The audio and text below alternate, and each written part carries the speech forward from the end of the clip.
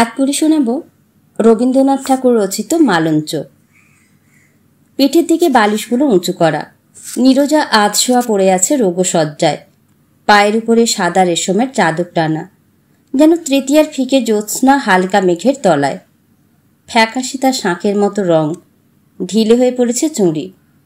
রোগা হাতে নীল শিরার রেখা, ঘনপদ্ম চোখের পল্লবে নেমেছে রোগের কালিমা। মেঝে সাদা মার্বেলে বাঁধানো, দেয়ালে রামকৃষ্ণ পরমহংসদেবের ছবি। ঘরে পালঙ্ক, একটি টিপায়, দুটো বেতের মোড়া, আর এক কোণে কাপড় ঝোলাবার আলনা ছাড়া অন্য কোনো আসবাব নেই। এক কোণে পিতলের কলসিতে রজনীগন্ধার গুচ্ছ, তারই মৃদু গন্ধ বাধা পড়েছে ঘরের বদ্ধ হাওয়ায়। পূব দিকে জানালা খোলা, দেখা যায় নিচের বাগানে অর্কিডের ঘর, ছিটে বেড়ার তৈরি।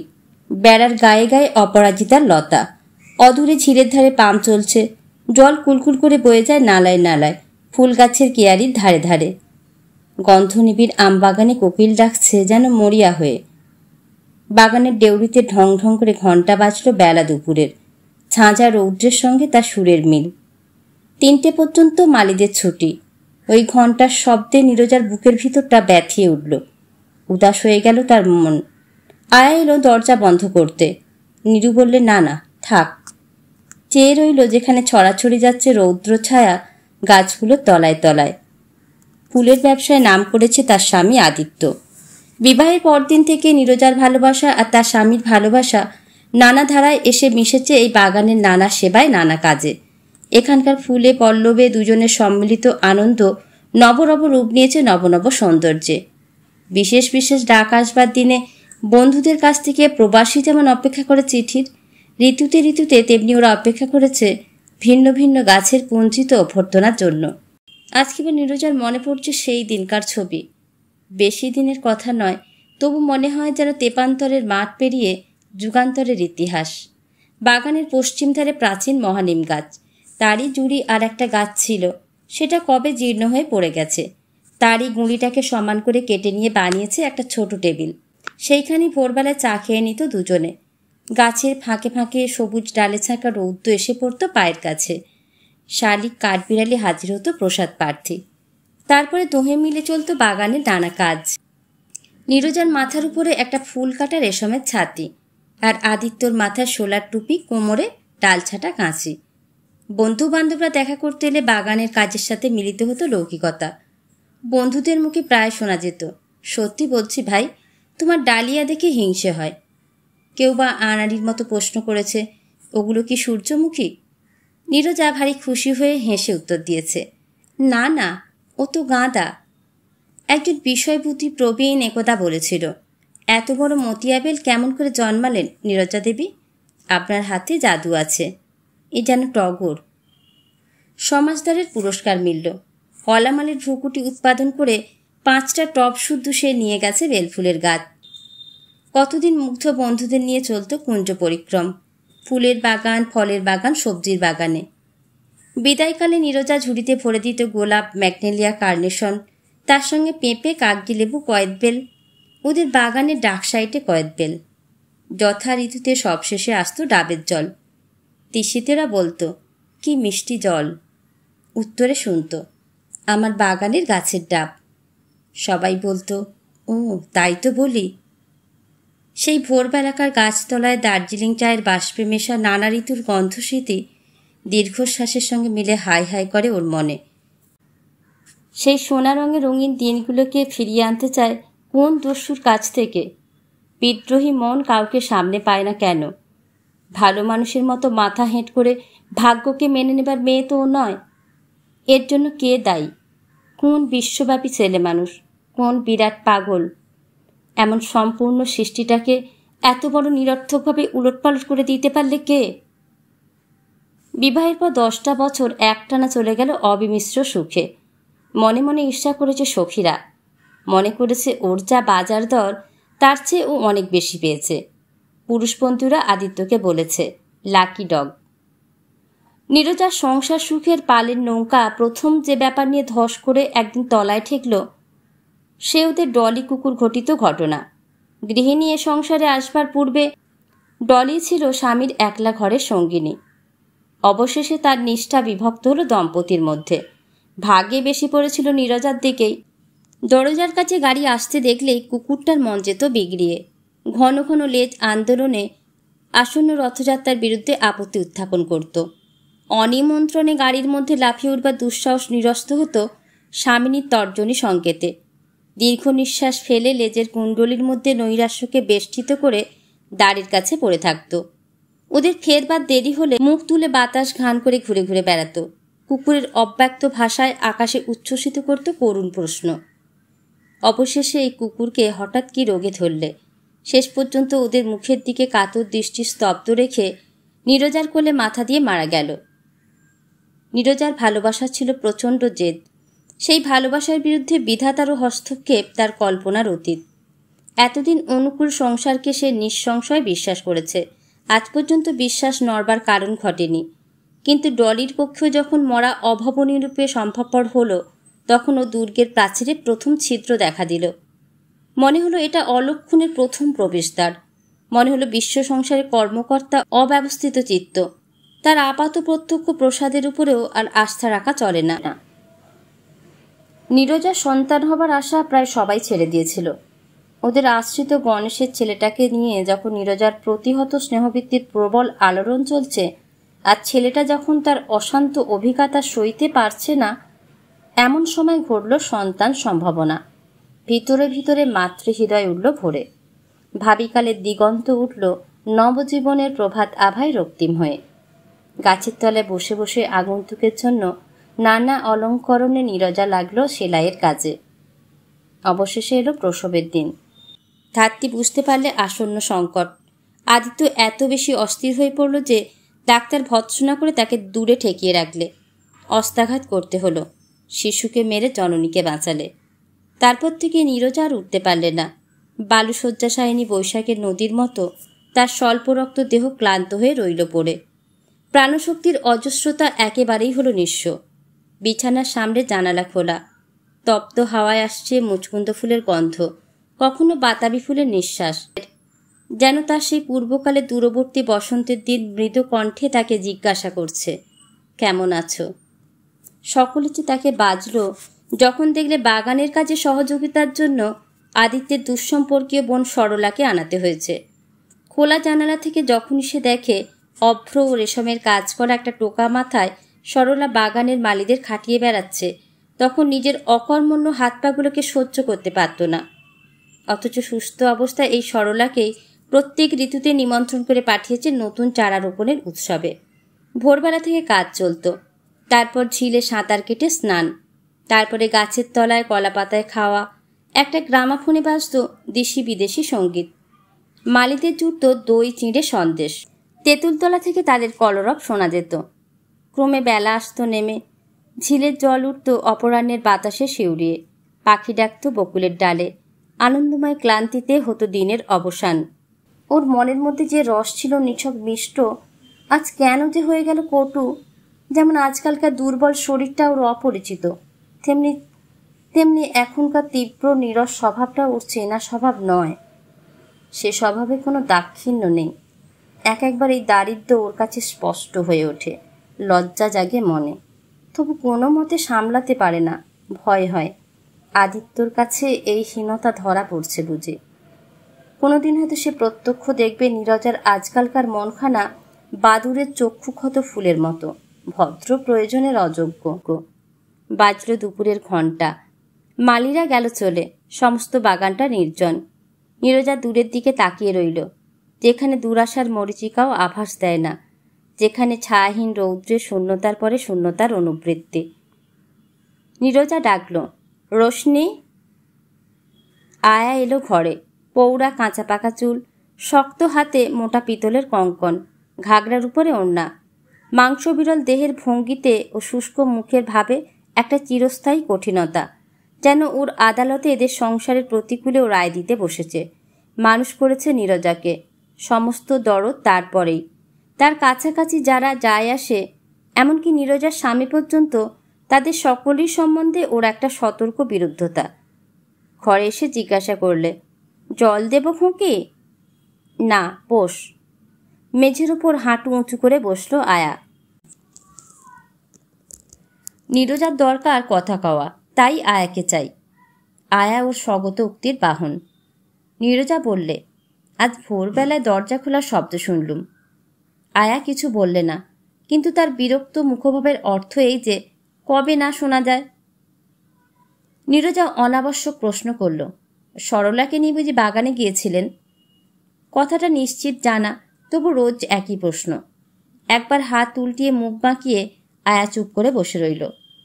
নীরজা বাইরের দিকে চেয়ে আপন মনে বলতে লাগল, আমাকেও ভোরে জাগাতেন, আমিও যেতুম বাগানের কাজে ঠিক ওই সময়ে।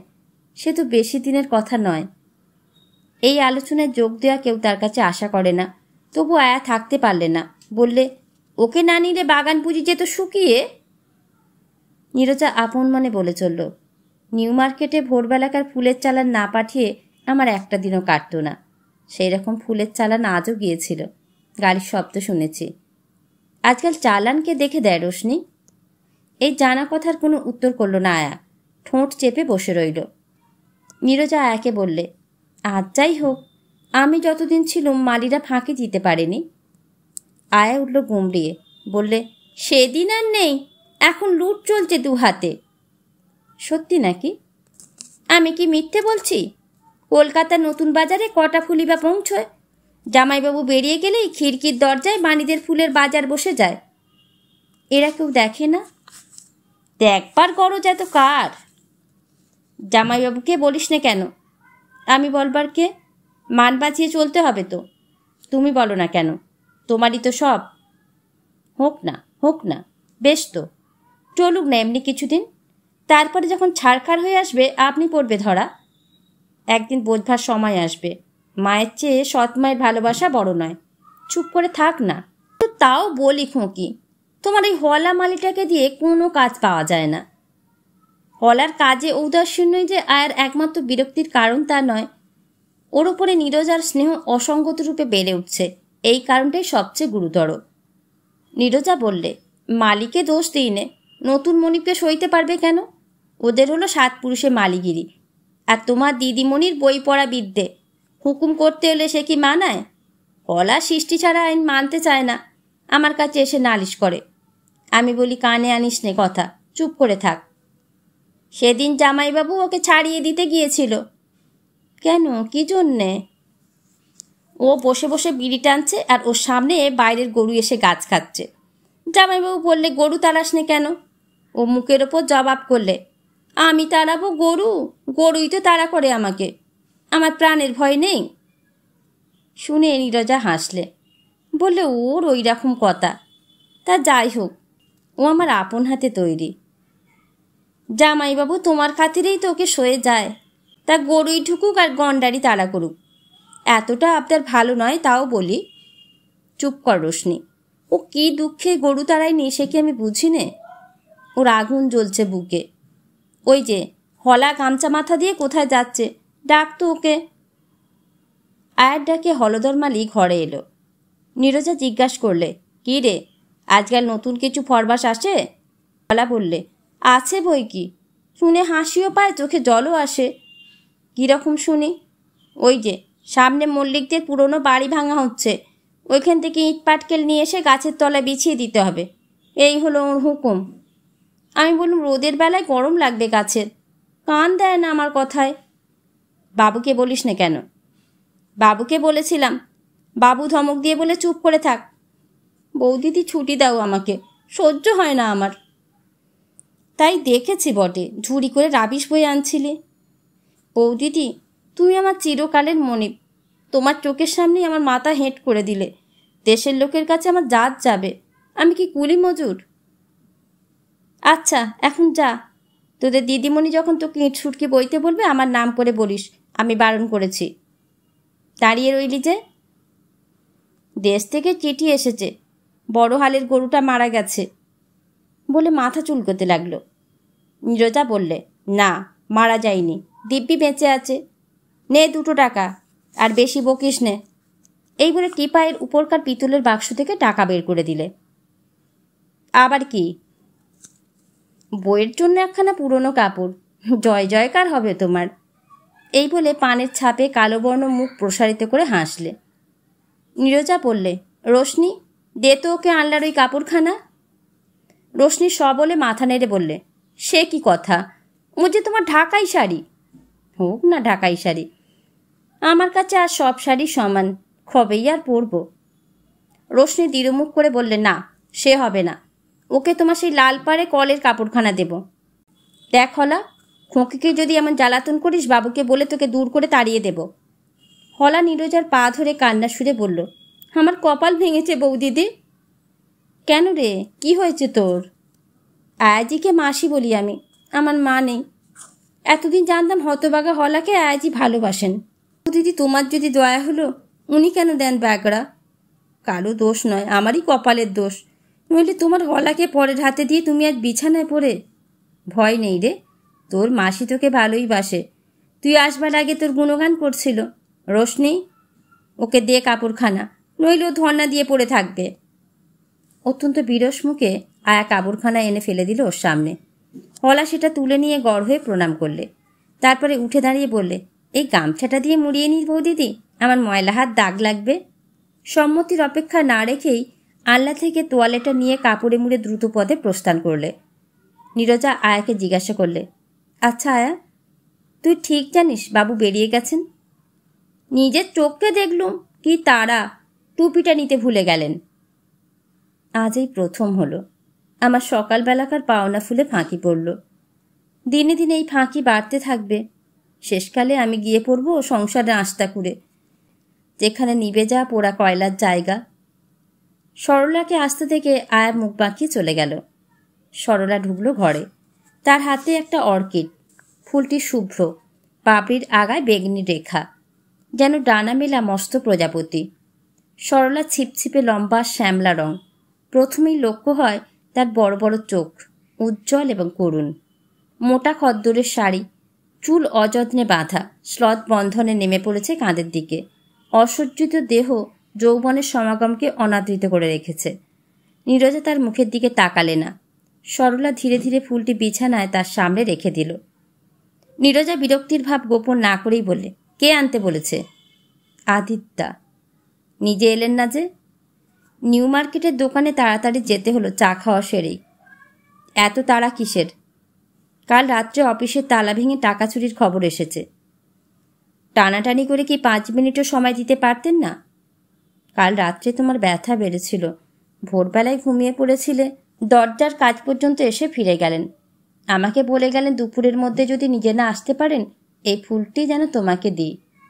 দিনের কাজ আরম্ভের পূর্বেই রোজ আদিত্য বিশেষ বাছাই করে একটি ফুল স্ত্রীর বিছানায় রেখে যেত। নীরজা প্রতিদিনই তার অপেক্ষা করেছে। আজকের দিনের বিশেষ ফুলটি আদিত্য সরলার হাতে দিয়ে গেল। একথা তার মনে আসেনি যে ফুল দেওয়ার প্রধান মূল্য নিজের হাতে দেওয়া। গঙ্গার জল হলেও নলের ভিতর থেকে তার সার্থকতা থাকে না।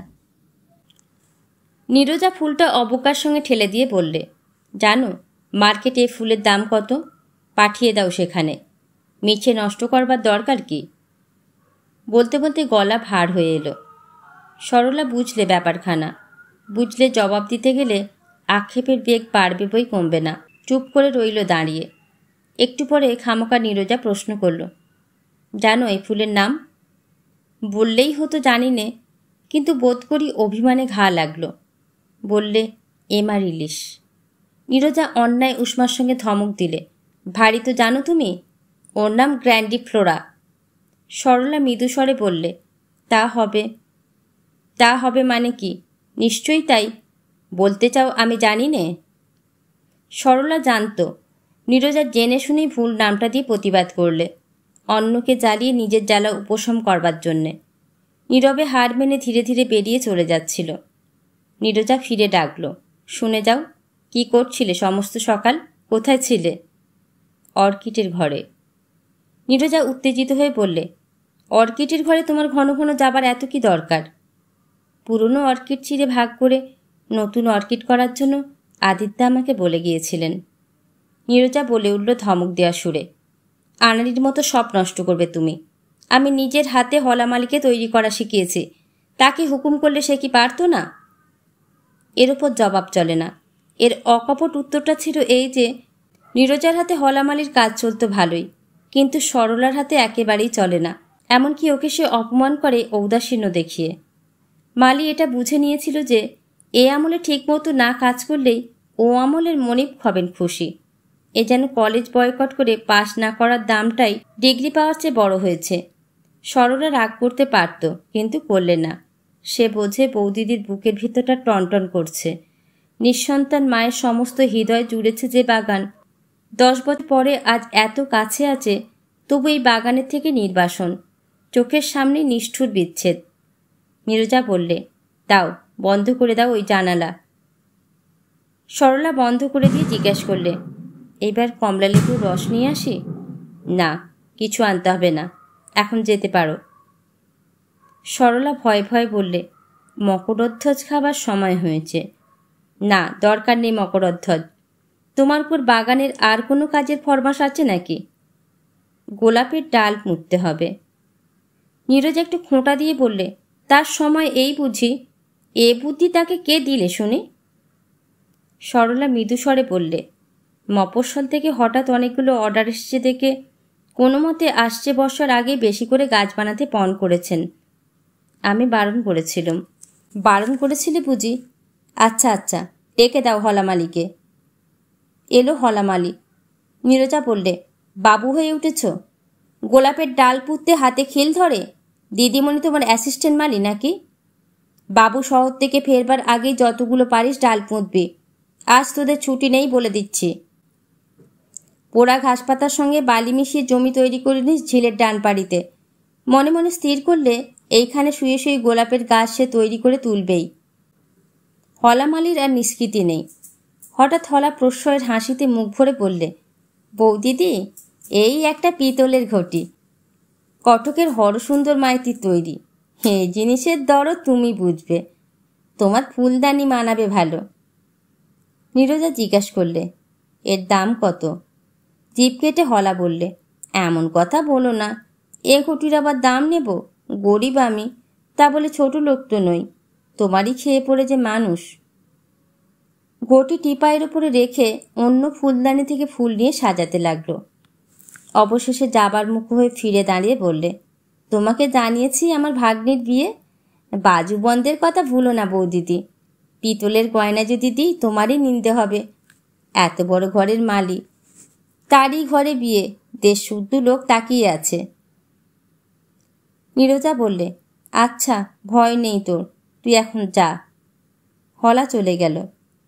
নীরজা হঠাৎ পাশ ফিরে বালিশে মাথা রেখে গুমড়ে উঠে বললে, রোশনি, আমি ছোট হয়ে গেছি, ওই হলা মালির মতোই হয়েছে আমার মন।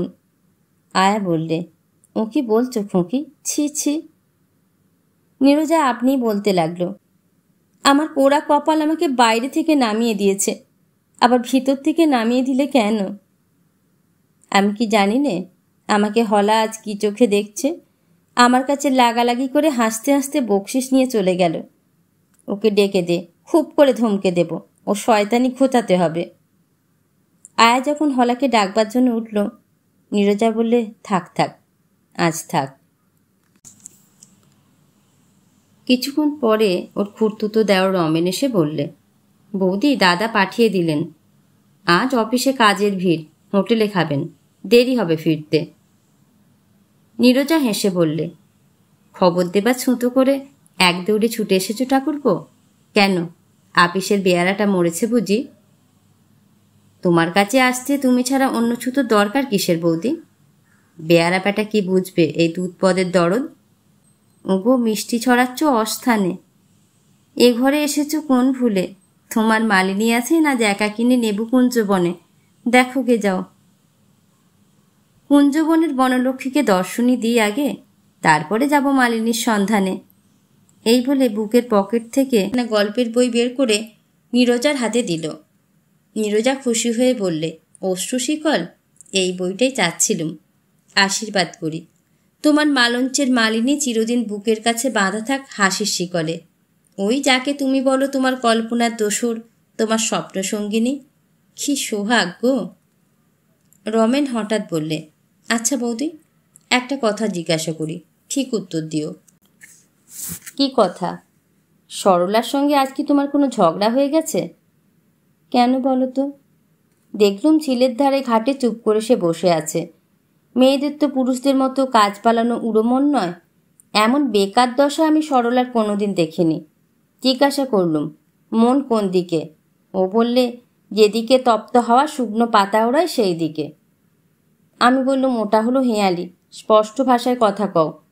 সে বললে, সব কথারই ভাষা আছে। আবার দেখি হেঁয়ালি।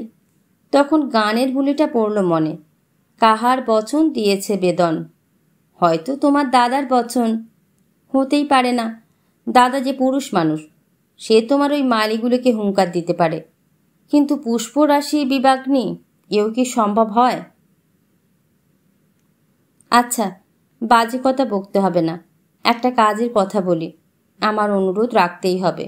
দোহাই তোমার, সরলাকে তুমি বিয়ে করো। আইবুড়ো মেয়েকে উদ্ধার করলে মহাপুণ্য। পুণ্যের লোভ রাখি নে, কিন্তু এই কন্যার লোভ রাখি, এ কথা বলছি তোমার কাছে হলপ করে। তাহলে বাধাটা কোথায়? ওর কি মন নেই? সে কথা জিজ্ঞাসাও করিনি, বলেইছি তো, ও আমার কল্পনার দোসরই থাকবে, সংসারের দোসর হবে না। হঠাৎ তীব্র আগ্রহের সঙ্গে নীরজা রমেনের হাত চেপে ধরে বললে, কেন হবে না? হতেই হবে। মরবার আগে তোমাদের বিয়ে দেখবই, নইলে ভূত হয়ে তোমাদের জ্বালাতন করব বলে রাখছি। নীরজার ব্যগ্রতা দেখে রমেন বিস্মিত হয়ে কিছুক্ষণ তার মুখের দিকে চেয়ে রইলে। শেষকালে মাথা নেড়ে বললে, বৌদি, আমি সম্পর্কে ছোট, কিন্তু বয়সে বড়। উড়ো বাতাসে আগাছার বীজ আসে ভেসে, প্রশ্রয় পেলে শিকড় ছড়ায়, তারপরে আর ওবরায় কার সাধ্যি। আমাকে উপদেশ দিতে হবে না, আমি তোমার গুরুজন, তোমাকে উপদেশ দিচ্ছি। বিয়ে করো, দেরি করো না। এই ফাল্গুন মাসে ভালো দিন আছে। আমার পাঁজিতে 365 দিনই ভালো দিন, কিন্তু দিন যদি বা থাকে রাস্তা নেই। আমি একবার গেছি জেলে, এখনও আছি পিছল পথে জেলের কবলটার দিকে। ও পথে প্রজাপতির পেয়াদার চল নেই। এখনকার মেয়েরাই বুঝি জেলখানাকে ভয় করে? না করতে পারে, কিন্তু সপ্তপদী গমনের রাস্তা ওটা নয়। ও রাস্তায় বধূকে পাশে না রেখে মনের মধ্যে রাখলে জোর পাওয়া যায়। রইল চিরদিন আমার মনে। হরলিক্স দুধের পাত্র টিপায়ের ওপর রেখে সরলা চলে যাচ্ছিল। নীরজা বললে, যেও না, শোনো সরলা, এই ফটোগ্রাফটা কার চিনতে পারো? সরলা বললে, ও তো আমার, তোমার সেই আগেকার দিনের ছবি, যখন তোমার জ্যাঠামশাইয়ের ওখানে তোমরা দুজনে বাগানের কাজ করতে। দেখে মনে হচ্ছে বয়সে 15 হবে। মারাঠি মেয়েদের মতো মালকুঁচা দিয়ে শাড়ি পরেছ। এ তুমি কোথা থেকে পেলে? দেখেছিল মোর একটা ডেস্কের মধ্যে, তখন ভালো করে লক্ষ্য করিনি, আজ সেখান থেকে আনিয়ে নিয়েছি। ঠাকুরপো, তখনকার চেয়ে সরলাকে এখন অনেক ভালো দেখতে হয়েছে। তোমার কি মনে হয়? রমেন বললে, তখন কি কোনো সরলা কোথাও ছিল? অন্তত আমি তো তাকে জানতাম না। আমার কাছে এখনকার সরলাই একমাত্র সত্য। তুলনা করব কিসের সঙ্গে? নীরজা বললে, ওর এখনকার চেহারা হৃদয়ের কোনো একটা রহস্যে ঘন হয়ে ভরে উঠেছে, যেন যে মেঘ ছিল সাদা তার ভিতর থেকে শ্রাবণের জল আজ ঝরিঝরি করছে। একেই তোমরা রোমান্টিক বলো না ঠাকুরপো? সরলা চলে যেতে উদ্যত হলো। নীরজা তাকে বললে, সরলা, একটু বসো। ঠাকুরপো, একবার পুরুষ মানুষের চোখ দিয়ে সরলাকে দেখে নি, ওর কি সকলের আগে চোখে পড়ে বলো দেখি। রমেন বললে, সমস্তটাই একসঙ্গে। নিশ্চয়ই ওর চোখ দুটো কেমন এরকম গভীর করে চাইতে জানে। না, উঠো না সরলা, আর একটু বসো।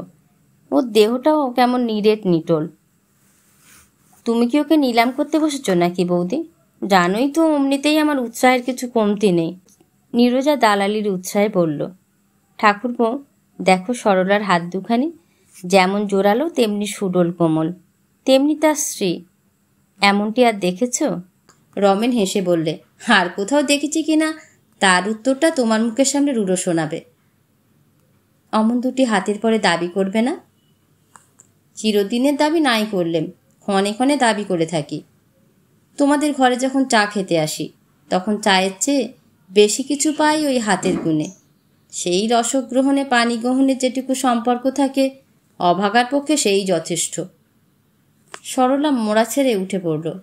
ঘর থেকে বেরোবার উপক্রম করতেই রমেন দাঁড় আগলে বললে, একটা কথা দাও, তবে পথ ছাড়ব। কি বলো? আজ শুক্লা চতুর্দশী, আমি মুসাফির আসবো তোমার বাগিচায়। কথা যদি থাকে তবু কইবার দরকারই হবে না। আকাল পড়েছে, পেট ভরে দেখাই জোটে না। হঠাৎ এই ঘরে মুষ্টিভিক্ষার দেখা, এ মঞ্জুর নয়। আজ তোমাদের গাছতলায় বেশ একটু রয়ে শোয়ে মনটা ভরিয়ে নিতে চাই। সরলা সহজ সুরেই বললে, আচ্ছা এসো তুমি। রমেন খাটের কাছে ফিরে গিয়ে বললে, তবে আসি বৌদি। আর থাকবার দরকার কি, বৌদির যে কাজটুকু ছিল সে তো হলো সারা। রমেন চলে গেল। রমেন চলে গেলে নীরজা নিজের হাতের মধ্যে মুখ লুকিয়ে বিছানায় বসে রইল। ভাবতে লাগলো, এমন মন মাতানো দিন তারও ছিল। কত বসন্তের রাতকে সে উতলা করেছে। সংসারের 12 আনা মেয়ের মতো সে কি ছিল স্বামীর ঘরকন্যার আসবাব? বিছানায় শুয়ে শুয়ে কেবলই মনে পড়ে কতদিন তার স্বামী তার অলক টেনে ধরে আর্দ্র কণ্ঠে বলেছে, আমার রংমহলের সাকি। 10 বছরের রং একটু ম্লান হয়নি, পেয়ালা ছিল ভরা। তার স্বামী তাকে বলতো, সেকালে মেয়েদের পায়ের ছোঁয়া লেগে ফুল ধরত অশোকে, মুখমদের ছিটে পেলে বকুল উঠত ফুটে। আমার বাগানে সেই কালিদাসের কাল দিয়েছে ধরা। যে পথে রোজ তোমার পা পড়ে তারই দুধারে ফুল ধরেছে রঙে রঙে। বসন্তের হাওয়ায় দিয়েছে মদ ছড়িয়ে, গোলাপ বনে লেগেছে তার নেশা। কথায় কথায় সে বলতো, তুমি না থাকলে এই ফুলের স্বর্গে বেনের দোকান বিত্রাসুর হয়ে দখল জমাতো।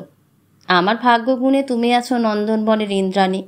হায় রে, যৌবন তো আজও ফুরোয়নি, কিন্তু চলে গেল তার মহিমা। তাই তো ইন্দ্রাণী আপন আসন আজ ভাবতে পারছে না। সেদিন ওর মনে কোথাও কি ছিল লেশমাত্র ভয়? সে যেখানে ছিল সেখানে আর কেউই ছিল না। ওর আকাশে ও ছিল সকালবেলাকার অরুণোদয়ের মতন পরিপূর্ণ একা। আজ কোনোখানে একটু ছায়া দেখলেই বুক দূর দূর করে উঠছে। নিজের ওপর আর ভরসা নেই। নইলে কে ওই সরলা, কিসের ওর গুমর? আজ তাকে নিয়ে সন্দেহে মন দুলে উঠছে। কে জানত বেলা না ফুরোলেই এত দৈন্য ঘটবে কপালে। এতদিন ধরে এত সুখ, এত গৌরব অজস্র দিয়ে বিধাতা এমন করে চোরের মতো শীত কেটে দত্তা অপহরণ করলেন।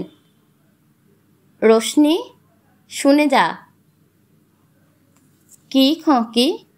তোদের জামাইবাবু একদিন আমাকে ডাকতো রংমহলের রঙ্গিনী। 10 বছর আমাদের বিয়ে হয়েছে, সেই রং তো এখনো ফিকে হয়নি। কিন্তু সেই রংমহল যাবে কোথায়? আছে তোমার মহল। কাল তুমি সারা রাত ঘুমোওনি, একটু ঘুমোও তো, পায়ে হাত বুলিয়ে দিই। রোশনি, আজ তো পূর্ণিমার কাছাকাছি, এমন কত জ্যোৎস্না রাত্রি ঘুমোইনি।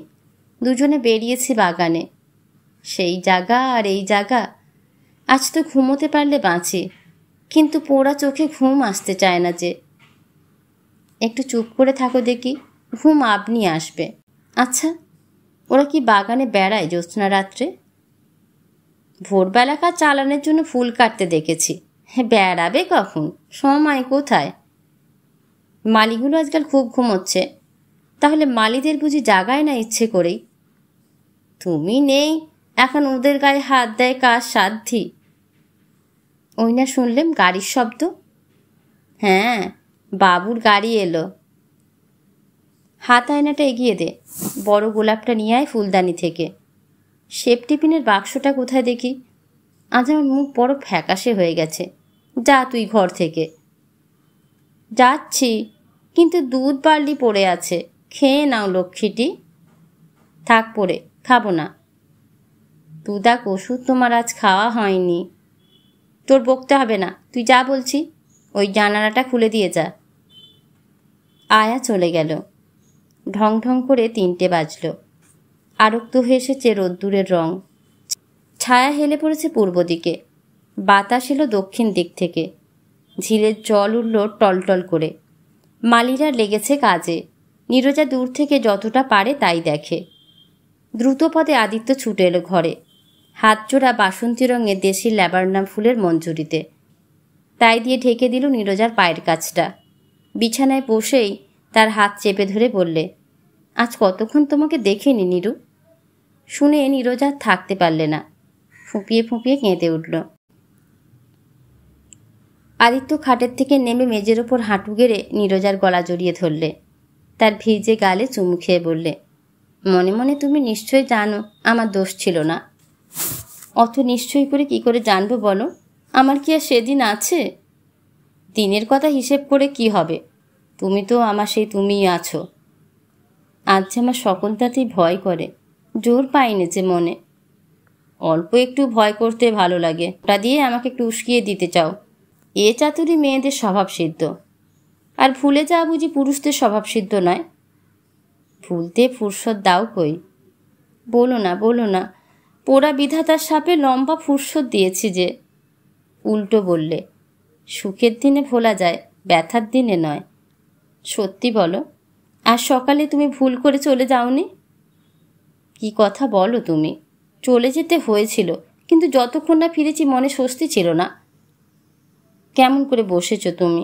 তোমার পা দুটো বিছানায় তোলো। বেড়ি দিতে চাও পাছে পালাই? হ্যাঁ, বেড়ি দিতে চাই। জনমে মরণে তোমার পা দুখানি নিঃসন্দেহে রইল আমার কাছে বাঁধা। মাঝে মাঝে একটু সন্দেহ করো, তাতে আদরের স্বাদ বাড়ায়। না, একটুও সন্দেহ না, এতটুকুও না। তোমার মতো এমন স্বামী কোন মেয়ে পেয়েছে? তোমাকেও সন্দেহ? তাতে যে আমাকেই ধিক্কার। আমিই তাহলে তোমাকে সন্দেহ করব, নইলে জমবে না নাটক। তা করো, কোনো ভয় নেই, সেটা হবে প্রহসন। চাই বলো, আজ কিন্তু রাগ করেছিলে আমার পরে। কেন আবার সে কথা? শাস্তি তোমার দিতে হবে না, নিজের মধ্যেই তার দণ্ডবিধান। দণ্ড কিসের জন্য? রাগের তাপ যদি মাঝে মাঝে দেখা না দেয়, তাহলে বুঝবো ভালোবাসার নাড়ি ছেড়ে গেছে। যদি কোনোদিন ভুলে তোমার ওপরে রাগ করি, নিশ্চয়ই যেন সে আমি নয়, কোনো অপদেবতা আমার ওপরে ভর করেছে। অপদেবতা আমাদের সকলেরই একটা করে থাকে, মাঝে মাঝে অকারণে জানান দেয়। সুবুদ্ধি যদি আসে রাম নাম করি, দেয় সে দৌড়। আয়া ঘরে এলো, বললে, জামাইবাবু আজ সকাল থেকে খুঁকি দুধ খায়নি, ওষুধ খায়নি, মালিশ করেনি। এমন করলে আমরা ওর সঙ্গে পারবো না। বলে হনহন করে হাত দুলিয়ে চলে গেল। শুনেই আদিত্য দাঁড়িয়ে উঠল, বললে, এবার তবে আমি রাগ করি? হ্যাঁ করো, খুব রাগ করো, যত পারো রাগ করো। অন্যায় করেছি, কিন্তু মাপ করো তারপরে। আদিত্য দরজার কাছে এসে ডাক দিতে লাগলো, সরলা, সরলা। শুনেই নীরজা শিরায় শিরায় যেন ঝনঝন করে উঠল। বুঝলে বেঁধানো কাটায় হাত পড়েছে। সরলা এলো ঘরে। আদিত্য বিরক্ত হয়ে প্রশ্ন করলে, নীরুকে ওষুধ দাওনি আজ? সারাদিন কিছু খেতেও দেওয়া হয়নি। নীরজা বলে উঠল, ওকে বকছো কেন? ওর দোষ কি? আমি দুষ্টুমি করে খাইনি, আমাকে বকো না। সরলা, তুমি যাও, মিছে কেন দাঁড়িয়ে বকুনি খাবে? যাবে কি, ওষুধ বের করে দিক? হরলিক্স মিল্ক তৈরি করে আনুক। আহা, সমস্ত দিন ওকে মালির কাজে খাটিয়ে মারো, তার উপরে আবার নার্সের কাজ কেন? একটু দয়া হয় না তোমার মনে? আয়াকে ডাকো না। আয়া কি ঠিক মতো পারবে এসব কাজ? ভারী তো কাজ, খুব পারবে, আরো ভালোই পারবে। কিন্তু কিন্তু আবার কিসে? আয়া, আয়া! অত উত্তেজিত হয়েও না, একটা বিপদ ঘটাবে দেখছি। আমি আয়াকে ডেকে দিচ্ছি, বলে সরলা চলে গেল। নীরজার কথার যে একটা প্রতিবাদ করবে, সেও তার মুখে এলো না। আদিত্য মনে মনে আশ্চর্য হলো, ভাবলে সরলাকে কি সত্যি অন্যায় খাটানো হচ্ছে? ওষুধপত্র হয়ে গেলে আদিত্য আয়াকে বললে, সরলা দিদিকে ডেকে দাও। কথায় কথায় কে বলি সরলা দিদি? বেচারিকে তুমি অস্থির করে তুলবে দেখছি। কাজের কথা আছে। থাক না এখন কাজের কথা, বেশিক্ষণ লাগবে না। সরলা মেয়ে মানুষ, ওর সঙ্গে এত কাজের কথা কিসের? তার চেয়ে হলা মালিকে ডাকো না। তোমাকে বিয়ে করবার পর থেকে একটা কথা আবিষ্কার করেছি, মেয়েরাই কাজের, পুরুষেরা হাড়ে অকেজো। আমরা কাজ করি দায়ে পড়ে, তোমরা কাজ করো প্রাণের উৎসাহে। এই সম্বন্ধে একটা থিসিস লিখব মনে করেছি, আমার ডায়েরি থেকে বিস্তর উদাহরণ পাওয়া যাবে। সেই মেয়েকেই আজ প্রাণের কাছ থেকে বঞ্চিত করেছে যে বিধাতা, তাকে কি বলে নিন্দে করব? ভূমিকম্পে হুড়মুড় করে আমার কাজের চূড়া করেছে ভেঙে, তাই তো পোড়া বাড়িতে ভূতের বাসা হলো। সরলা এলো। আদিত্য জিজ্ঞাসা করলে, অর্কিড ঘরের কাজ হয়ে গেছে? হ্যাঁ, হয়ে গেছে। সবগুলো? সবগুলোই। আর গোলাপের কাটিং? মালি তার জমি তৈরি করছে। জমি? সে তো আমি আগেই তৈরি করে রেখেছি। হলা মালির ওপরে ভার দিয়েছ? তাহলেই দাঁতন কাটি চাষ হবে আর কি। কথাটাতে তাড়াতাড়ি বাধা দিয়ে নীরজা বললে, সরলা, যাও তো, কমলা লেবুর রস করে নিয়ে এসো গে, তাতে একটু আদার রস দিও, আর মধু। সরলা মাথা হেঁট করে ঘর থেকে বেরিয়ে গেল। নীরজা জিজ্ঞাসা করলে, আজ ভোরে তুমি উঠেছিলে, যেমন আমরা রোজ উঠতুম? হ্যাঁ, উঠেছিলুম। ঘড়িতে তেমনি অ্যালার্মের দম দেয়া ছিল? ছিল বই কি। সেই নিম গাছতলা সেই কাটা গাছের গুঁড়ি, তার উপরে চায়ের সরঞ্জাম, সব ঠিক রেখেছিল বাসু? রেখেছিল, নইলে খেসারতের দাবিতে নালিশ রুজু করতুম তোমার আদালতে। দুটো চৌকি পাতা ছিল? পাতা ছিল সেই আগেকার মতোই। আর ছিল সেই নীল পাড় দেয়া বাসন্তী রঙের চায়ের সরঞ্জাম, দুধের জ্যাক, রূপোর ছোট সাদা পাথরের বাটিতে চিনি, আর ড্রাগন আঁকা জাপানি ট্রে। অন্য চৌকিটা খালি রাখলে কেন? ইচ্ছে করে রাখিনি। আকাশে তারাগুলো গোনাগুনতি ছিল ঠিকই, কেবল শুক্লা পঞ্চমী চাঁদ রইল দিগন্তের বাইরে। সুযোগ থাকলে তাকে আনতেম ধরে। সরলাকে কেন ডাকো না তোমার চায়ের টেবিলে? এর উত্তরে বললেই হতো, তোমার আসনে আর কাউকে ডাকতে মন চায় না। সত্যবাদী তা না বলে বললে, সকালবেলায় বোধহয় সে জপ তপ কিছু করে। আমার মতো ভজন পূজনহীন ব্লেচ্ছ তো নয়। চা খাওয়ার পরে আজ বুঝি অর্কিড ঘরে তাকে নিয়ে গিয়েছিলে? হ্যাঁ, কিছু কাজ ছিল, ওকে বুঝিয়ে দিয়ে ছুটতে হলো দোকানে। আচ্ছা, একটা কথা জিজ্ঞাসা করি, সরলার সঙ্গে রমেনের বিয়ে দাও না কেন? কটকালি কি আমার ব্যবসা? না, ঠাট্টা নয়, বিয়ে তো করতেই হবে। রমেনের মতো পাত্র পাবে কোথায়? পাত্র আছে একদিকে, পাত্রীও আছে আর একদিকে। মাঝখানটাতে মন আছে কি না সে খবর নেবার ফুরসত পাইনি। দূরের থেকে মনে হয় যেন ওইখানটাতেই খটকা। একটু ঝাঁঝের সঙ্গে বললে নীরজা, কোনো খটকা থাকতো না যদি তোমার সত্যিকার আগ্রহ থাকতো। বিয়ে করবে অন্য পক্ষ, সত্যিকার আগ্রহটা থাকবে একা আমার। এটাতে কি কাজ চলে? তুমি চেষ্টা দেখো না। কিছুদিন গাছপালা থেকে ওই মেয়েটার দৃষ্টিটাকে ছুটি দাও দেখি, ঠিক জায়গায় আপনি চোখ পড়বে। শুভদৃষ্টির আলোতে গাছপালা, পাহাড় পর্বত সমস্তই স্বচ্ছ হয়ে যায়। এক জাতের একসেরে আর কি। মিছে বকছ, আসল কথা তোমার ইচ্ছে নয় বিয়েটা ঘটে। এতক্ষণে ধরেছ ঠিক। সরলা গেলে আমার বাগানের দশা কি হবে বলো? লাভ লোকসানের কথাটাও তো ভাবতে হয়। ও কিও, হঠাৎ তোমার বেদনাটা বেড়ে উঠল নাকি?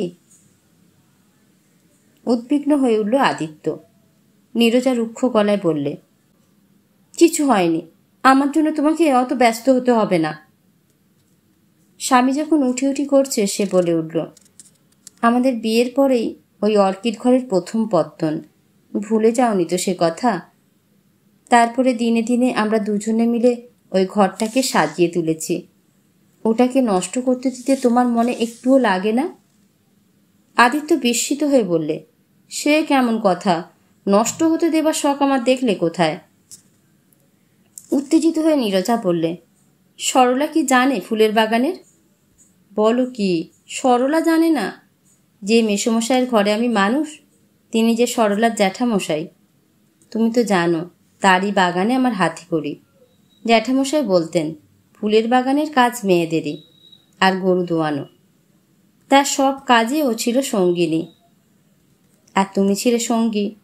ছিলেন বই কি, কিন্তু আমাকে করতে হতো কলেজের পড়া। ওর মতো অত সময় দিতে পারিনি। ওকে মেসোমশাই নিজে পড়াতেন। সেই বাগান নিয়ে তোমার মেসোমশাইয়ের সর্বনাশ হয়ে গেল। এমনই ও মেয়ের পয়। আমার তো তাই ভয় করে। অলক্ষণে মেয়ে, দেখো না মাঠের মতো কপাল, ঘোড়ার মতো লাফিয়ে চলন। মেয়ে মানুষের পুরুষালী বুদ্ধিটা ভালো নয়, ওতে অকল্যাণ ঘটায়। আজ তোমার কি হয়েছে বলো তো নীরু, কি কথা বলছো? মেসোমশাই বাগান করতেই জানতেন, ব্যবসা করতে জানতেন না। ফুলের চাষ করতে তিনি ছিলেন অদ্বিতীয়। নিজের লোকসান করতেও তার সমকক্ষ কেউ ছিল না। সকলের কাছে তিনি নাম পেতেন, দাম পেতেন না। বাগান করবার জন্য আমাকে যখন মূলধনে টাকা দিয়েছিলেন, আমি কি জানতাম তখনই তাঁর তহবিল ডুবো ডুবো? আমার একমাত্র সান্ত্বনা এই যে তার মরবার আগেই সমস্ত দিয়েছি শোধ করে। সরলা কমলালেবুর রস নিয়ে এলো। নীরজা বললে, ওইখানে রেখে যাও। রেখে সরলা চলে গেল। পাত্রটা পড়ে রইল, ও ছুঁড়ই না। সরলাকে তুমি বিয়ে করলে না কেন? শোনো একবার কথা, বিয়ের কথা কোনোদিন মনেও আসেনি? মনেও আসেনি? এই বুঝি তোমার কবিত্ব? জীবনে কবিত্বের বেলায় প্রথম দেখা দিল যেদিন তোমাকে দেখলুম। তার আগে আমরা দুই বুনোয় মিলে দিন কাটিয়েছে বনের ছায়, নিজেদের ছিলুম ভুলে। হাল আমলে সভ্যতায় যদি মানুষ হতুম তাহলে কি হতো বলা যায় না। কেন, সভ্যতার অপরাধটা কি? এখনকার সভ্যতাটা দুঃশাসনের মতো হৃদয়ের বস্ত্র হরণ করতে চায়। অনুভব করবার পূর্বে শেয়ানা করে তোলে চোখে আঙুল দিয়ে। গন্ধের ইশারা ওর পক্ষে বেশি সূক্ষ্ম, খবর নেয় পাপড়ি ছিঁড়ে। সরলাকে তো দেখতে মন্দ নয়। সরলাকে সরলা বলেই জানতুম। ও দেখতে ভালো কি মন্দ সে তত্ত্বটা সম্পূর্ণ বাহুল্য ছিল। আচ্ছা সত্যি বলো, ওকে তুমি ভালোবাসতে না? নিশ্চয়ই ভালোবাসতুম। আমি কি জড় পদার্থ যে ওকে ভালোবাসবো না? মেসোমশাইয়ের ছেলে রেঙ্গুনে ব্যারিস্টারি করে, তার জন্য কোনো ভাবনা নেই। তার বাগানটি নিয়ে সরলা থাকবে, এই ছিল তার জীবনের স্বাদ। এমনকি তার বিশ্বাস ছিল এই বাগানই ওর সমস্ত মন প্রাণ অধিকার করবে, ওর বিয়ে করবার গরজ থাকবে না। তারপরে তিনি চলে গেলেন। অনাথা হলো সরলা। পাওনাদারের হাতে বাগানটি গেল বেঁকিয়ে। সেদিন আমার বুক ভেঙে গিয়েছিল। দেখোনি কি তুমি? ও যে ভালোবাসবার জিনিস, ভালোবাসবো না ওকে? মনে তো আছে একদিন সরলার মুখে হাসি খুশি ছিল উচ্ছ্বসিত। মনে হতো যেন পাখির ওড়া ছিল ওর পায়ের চলার মধ্যে। আজও চলেছে বুক ভরা বোঝা বয়ে বয়ে।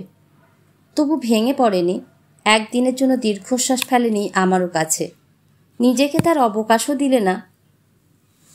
আদিত্যের কথা চাপা দিয়ে নীরজা বললে, থামো গো থামো, অনেক শুনেছি ওর কথা তোমার কাছে, আর বলতে হবে না।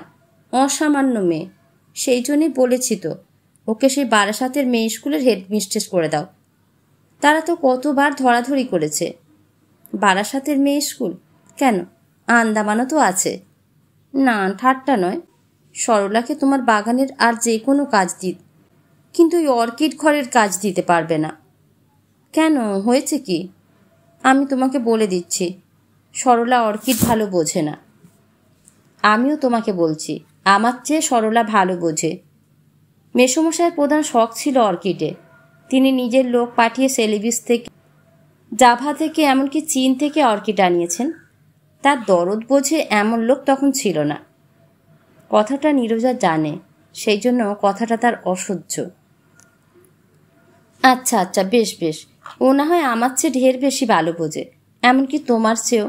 তা হোক, তবু বলছি ওই অর্কিডের ঘর শুধু তোমার আমার, ওখানে সরলার কোনো অধিকার নেই। তোমার সমস্ত বাগানটা ওকে দিয়ে দাও না, যদি তোমার নিতান্ত ইচ্ছে হয়। কেবল খুব অল্প একটু রেখো, যেটুকু কেবল আমাকেই উৎসর্গ করা। এতকাল পরে অন্তত এটুকু দাবি করতে পারি। কপাল দোষে না হয় আজ আমি বিছানায় পড়ে, তাই বলে। কথা শেষ করতে পারলে না। বালিশে মুখ মুজে অশান্ত হয়ে কাঁদতে লাগলো। স্তম্ভিত হয়ে গেল আদিত্য, ঠিক যেন এতদিন স্বপ্নে চলছিল। ঠোকর খেয়ে উঠল চমকে। এ কি ব্যাপার? বুঝতে পারল এই কান্না অনেক দিনকার। বেদনার ঘূর্ণি বাতাস নীরজার অন্তরে অন্তরে বেগ পেয়ে উঠছিল দিনে দিনে। আদিত্য জানতে পারেনি মুহূর্তের জন্যেও। এমন নির্বোধ যে মনে করেছিল সরলা বাগানে যত্ন করতে পারে, এতে নীরজা খুশি হবে। বিশেষত ঋতুর হিসেব করে বাছাই করা ফুলে কেয়ারি সাজাতে ও অদ্বিতীয়।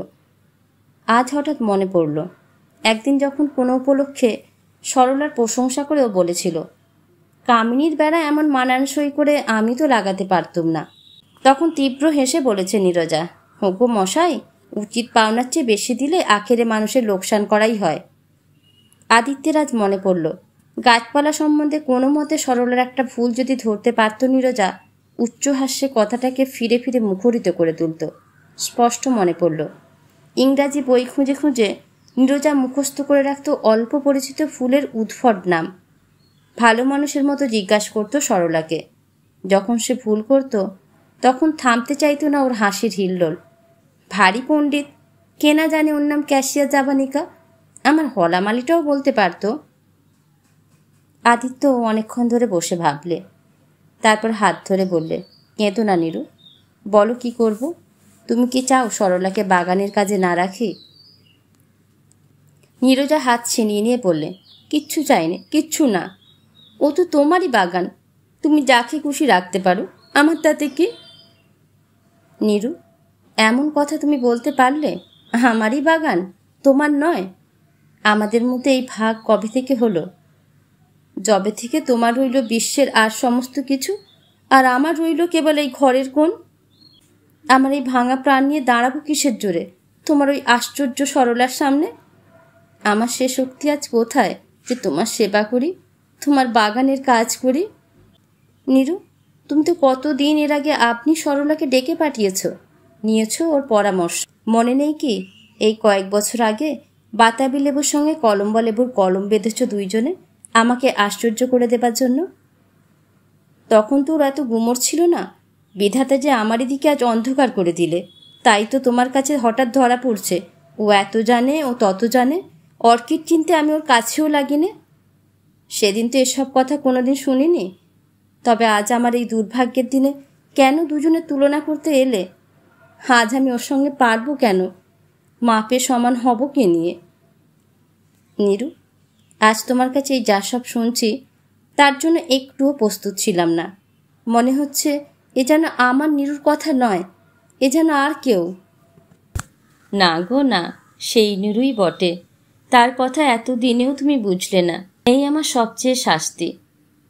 বিয়ের পর যেদিন আমি জেনেছিলাম তোমার বাগান তোমার প্রাণের মতো প্রিয়, সেদিন থেকে ওই বাগান আর আমার মধ্যে ভেদ রাখিনি একটুও।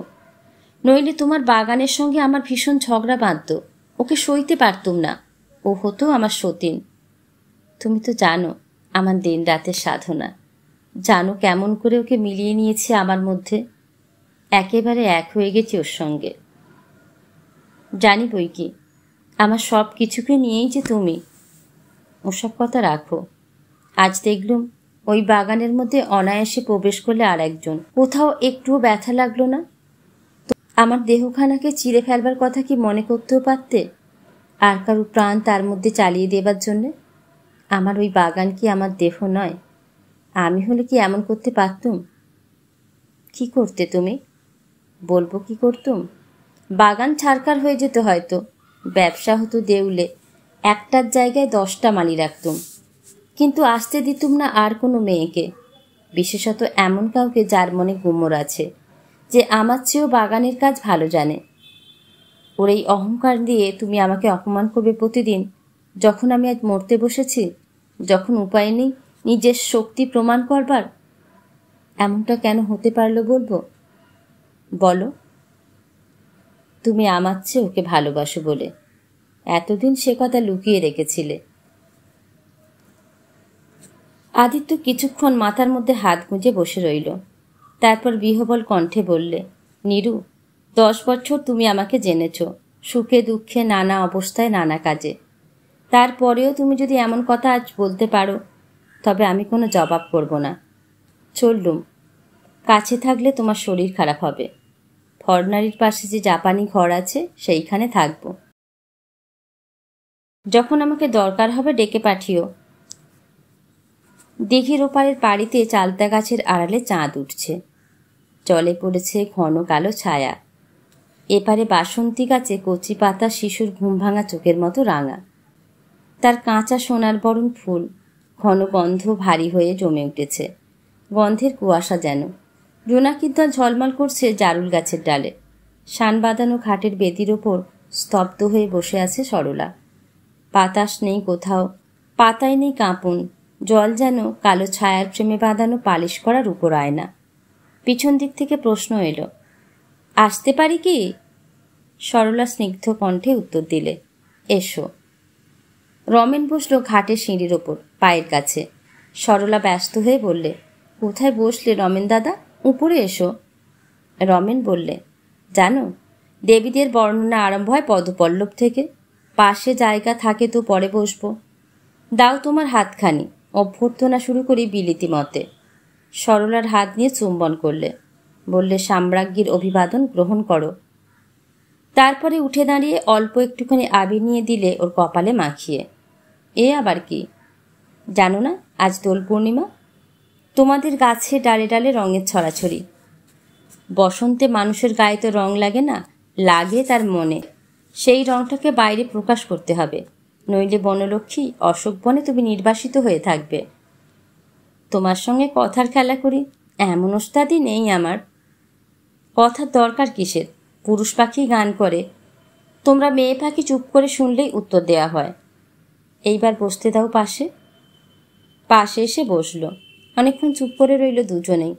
হঠাৎ সরলা প্রশ্ন করলে, রমেনদা, জেলে যাওয়া যায় কি করে? পরামর্শ দাও আমাকে।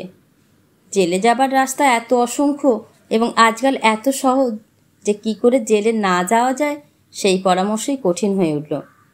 এ যুগে গোড়ার বাঁশি ঘরে টিকতে দিল না। না, ঠাট্টা করছি নে। অনেক ভেবে দেখলুম আমার মুক্তি ওইখানেই। ভালো করে খুলে বলো তোমার মনের কথাটা। বলছি সব কথা। সম্পূর্ণ বুঝতে পারতে যদি আদিত্যের মুখখানা দেখতে পেতে। আভাসে কিছু দেখেছি। আজ বিকেলবেলা একলা ছিলাম বারান্দায়। আমেরিকা থেকে ফুল গাছের ছবি দেওয়া ক্যাটালগ এসেছে। দেখছিলাম পাতা উল্টিয়ে। রোজ বিকেলে 4:30-র মধ্যে চা খাওয়া সেরে আদিত্যা আমাকে ডেকে নেন বাগানের কাজে। আজ থেকে অন্য মনে বেড়াচ্ছেন ঘুরে ঘুরে। মালিরা কাজ করে যাচ্ছে, তাকেও দেখছেন না। মনে হলো আমার বারান্দার দিকে আসবেন বুঝি। দ্বিধা করে গেলেন ফিরে। অমন শক্ত লম্বা মানুষ, জোরে চলা, জোরে কাজ, সব দিকেই সজাগ দৃষ্টি, কড়া মনিব, অথচ মুখে ক্ষমার হাসি। আর সেই মানুষের সেই চলন নেই, দৃষ্টি নেই বাইরে, কোথায় তলিয়ে আছেন মনের ভিতরে। অনেকক্ষণ পর ধীরে ধীরে এলেন কাছে। অন্যদিন হলে তখনই হাতের ঘড়িটা দেখিয়ে বলতেন, সময় হয়েছে। আমিও উঠে পড়তুম। আজ তা না বলে আস্তে আস্তে পাশে চৌকি টেনে নিয়ে বসলেন। বললেন, ক্যাটালগ দেখছো বুঝি? আমার হাত থেকে ক্যাটালগতে লাগলেন। কিছু যে দেখলেন তা মনে হলো না। হঠাৎ একবার আমার মুখের দিকে চাইলেন, যেন পণ করলেন আর দেরি না করে এখনই কি একটা বলাই চাই। আবার তখনই পাতার দিকে চোখ নামিয়ে বললেন, দেখেছো সরি কত বড় ন্যাস্টাসিয়াম? কণ্ঠে গভীর ক্লান্তি। তারপর অনেকক্ষণ কথা নেই, চলল পাতা উল্টানো। আর একবার হঠাৎ আমার মুখের দিকে চাইলেন, সেই ধাঁ করে বই বন্ধ করে আমার কোলের ওপর ফেলে দিয়ে উঠে পড়লেন। আমি বললাম, যাবে না বাগানে? আদিত্যা বললেন, না ভাই, বাইরে বেরোতে হবে, কাজ আছে। বলেই তাড়াতাড়ি নিজেকে যেন ছিঁড়ে নিয়ে চলে গেলেন। আদিত্যা তোমাকে কি বলতে এসেছিলেন? কি আন্দাজ করো তুমি? বলতে এসেছিলেন, আগেই ভেঙেছে তোমার এক বাগান, এবার হুকুম এলো তোমার কপালে আর এক বাগান ভাঙবে। তাই যদি ঘটে সরি, তাহলে জেলে যাবার স্বাধীনতা যে আমার থাকবে না। সরলা ম্লান হেসে বললে, তোমার সে রাস্তা কি আমি বন্ধ করতে পারি? সম্রাট বাহাদুর স্বয়ং খোলসা রাখবেন। তুমি বিদ্যুৎচ্যুত হয়ে পড়ে থাকবে রাস্তায়, আর আমি শিকলে ঝঙ্কার দিতে দিতে চমক লাগিয়ে চলবো জেলখানায়। হে কি কখনো হতে পারে? এখন থেকে তাহলে যে আমাকে এই বয়সে ভালো মানুষ হতে শিখতে হবে। কি করবে তুমি? তোমার অশুভ গ্রহের সঙ্গে লড়াই ঘোষণা করে দেব। কুষ্টি থেকে তাকে তাড়াবো। তারপর লম্বা ছুটি পাবো, এমনকি কালাপানির পার পর্যন্ত। তোমার কাছে কোনো কিছুই লুকোতে পারিনি। একটা কথা আমার কাছে স্পষ্ট হয়ে উঠছে কিছুদিন থেকে, আর সেটা তোমাকে বলবো। কিছু মনে করো না। না বললে মনে করব। ছেলেবেলা থেকে আদিত্যার সঙ্গে একত্রে মানুষ হয়েছি। ভাই বোনের মতো নয়, দুই ভাইয়ের মতো। নিজের হাতে দুজনে পাশাপাশি মাটি কুপিয়েছি, গাছ কেটেছি। জ্যাঠাইমা আর মা 2-3 দিন পরে পরে মারা যান টাইফয়েডে। আমার বয়স তখন 6। বাবার মৃত্যু তার 2 বছর পরে। জ্যাঠামশাইয়ের মস্ত স্বাদ ছিল আমি তার বাগানটিকে বাঁচিয়ে রাখবো আমার প্রাণ দিয়ে। তেমনি করেই আমাকে তৈরি করেছিলেন। কাউকে তিনি অবিশ্বাস করতে জানতেন না। যে বন্ধুদের টাকা ধার দিয়েছিলেন তারা শোধ করে বাগানকে দায়মুক্ত করবে, এতে তার সন্দেহ ছিল না। শোধ করেছেন কেবল আদিত্যা, আর কেউ না। এই ইতিহাস হয়তো তুমি কিছু কিছু জানো, কিন্তু তবু আজ নতুন করে সব কিছু বলতে ইচ্ছে করছে। সমস্ত আবার নতুন লাগছে আমার। তারপরে যেন হঠাৎ সবই ডুবলো। যখন ডাঙায় টেনে তুলল বন্যা থেকে, তখন আর একবার আদিত্যার পাশে এসে ঠেকল আমার ভাগ্য। মিনলুম তেমনি করেই। আমরা দুই ভাই, আমরা দুই বন্ধু। তারপর থেকে আদিত্যার আশ্রয়ে আছি এও যেমন সত্যি, তাকে আশ্রয় দিয়েছি সেও তেমনি সত্যি। পরিমাণে আমার দিক থেকে কিছু কম হয়নি, এ আমি জোর করে বলবো। তাই আমার পক্ষে একটুও কারণ ঘটেনি সংকোচ করবার। এর আগে একত্রে ছিলাম যখন, তখন আমাদের যে বয়স ছিল সেই বয়সটা নিয়েই যেন ফিরলুম, সেই সম্বন্ধ নিয়ে। এমনি করেই চিরকাল চলে যেতে পারত। আর বলে কি হবে? কথাটা শেষ করে ফেলো। হঠাৎ আমাকে ধাক্কা মেরে কেন জানিয়ে দিলে যে আমার বয়স হয়েছে?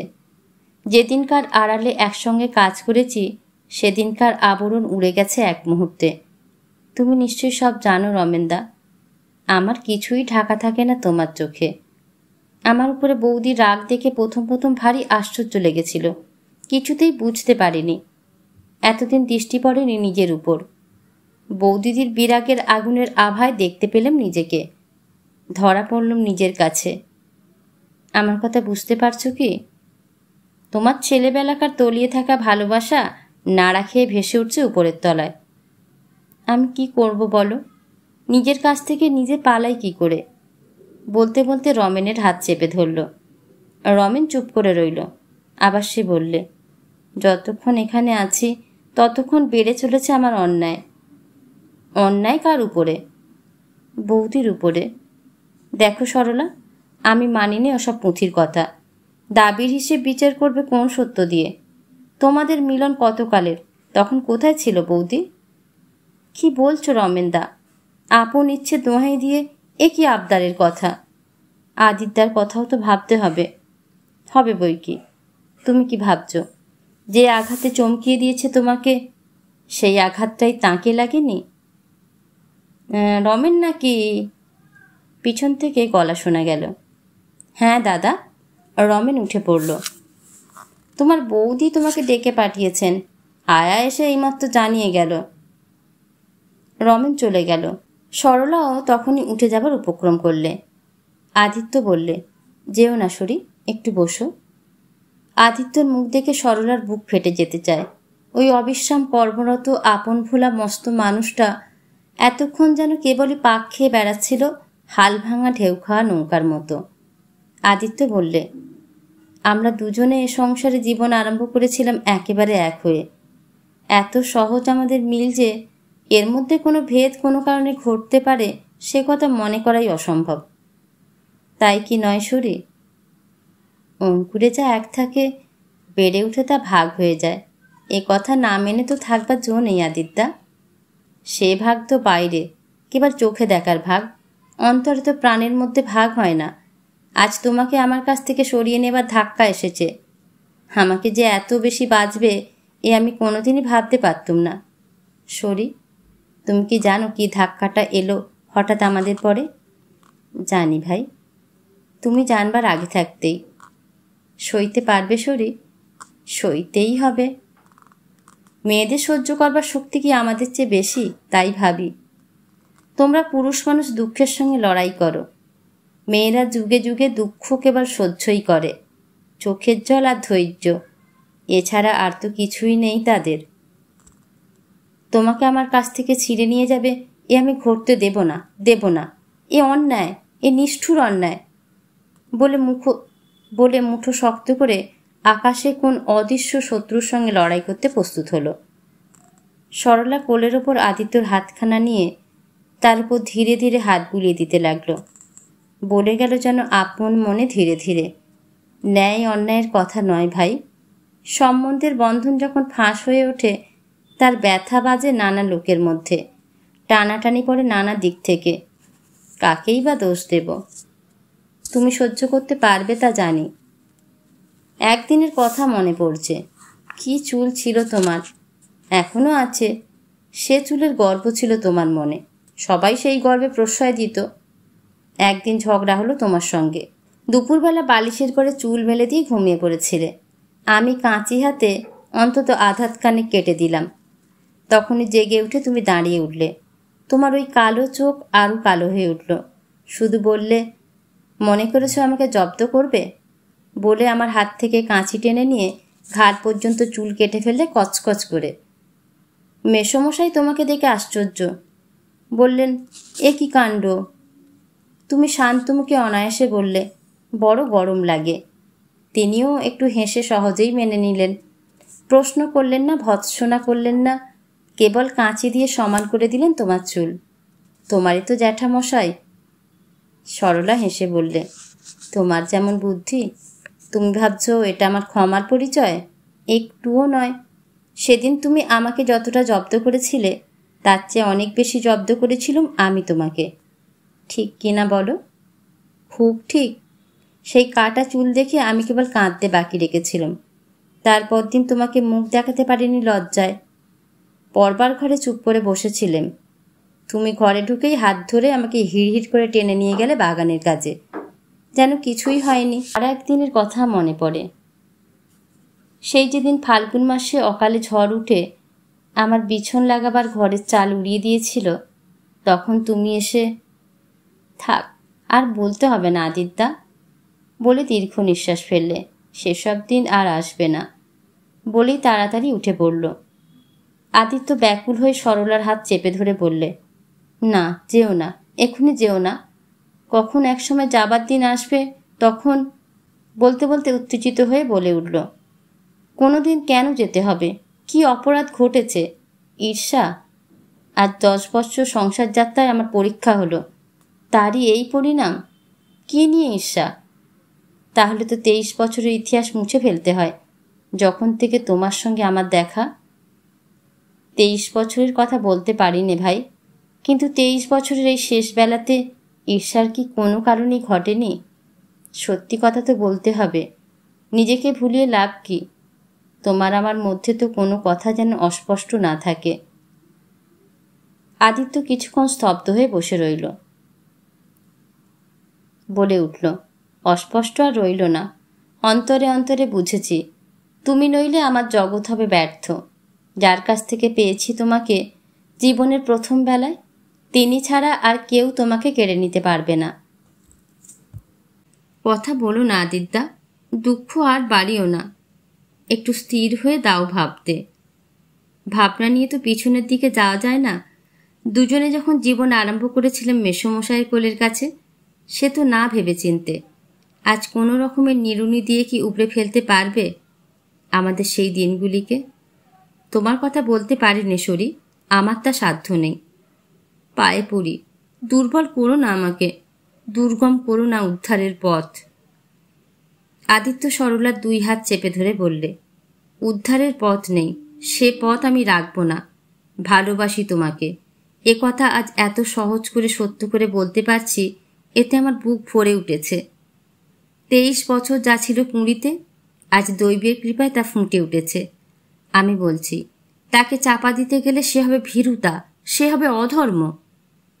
চুপ চুপ, আর বলো না। আজকে রাত্রির মতো মাফ করো আমায়। শরী, আমি কৃপা পাত্র। জীবনের শেষ দিন পর্যন্ত আমি তোমার ক্ষমার যোগ্য। কেন আমি ছিলুম অন্ধ? কেন আমি তোমাকে চিনলুম না? কেন বিয়ে করতে গেলুম ভুল করে? তুমি তো করনি। কত পাত্র এসেছিল তোমাকে কামনা করে, সে তো আমি জানি।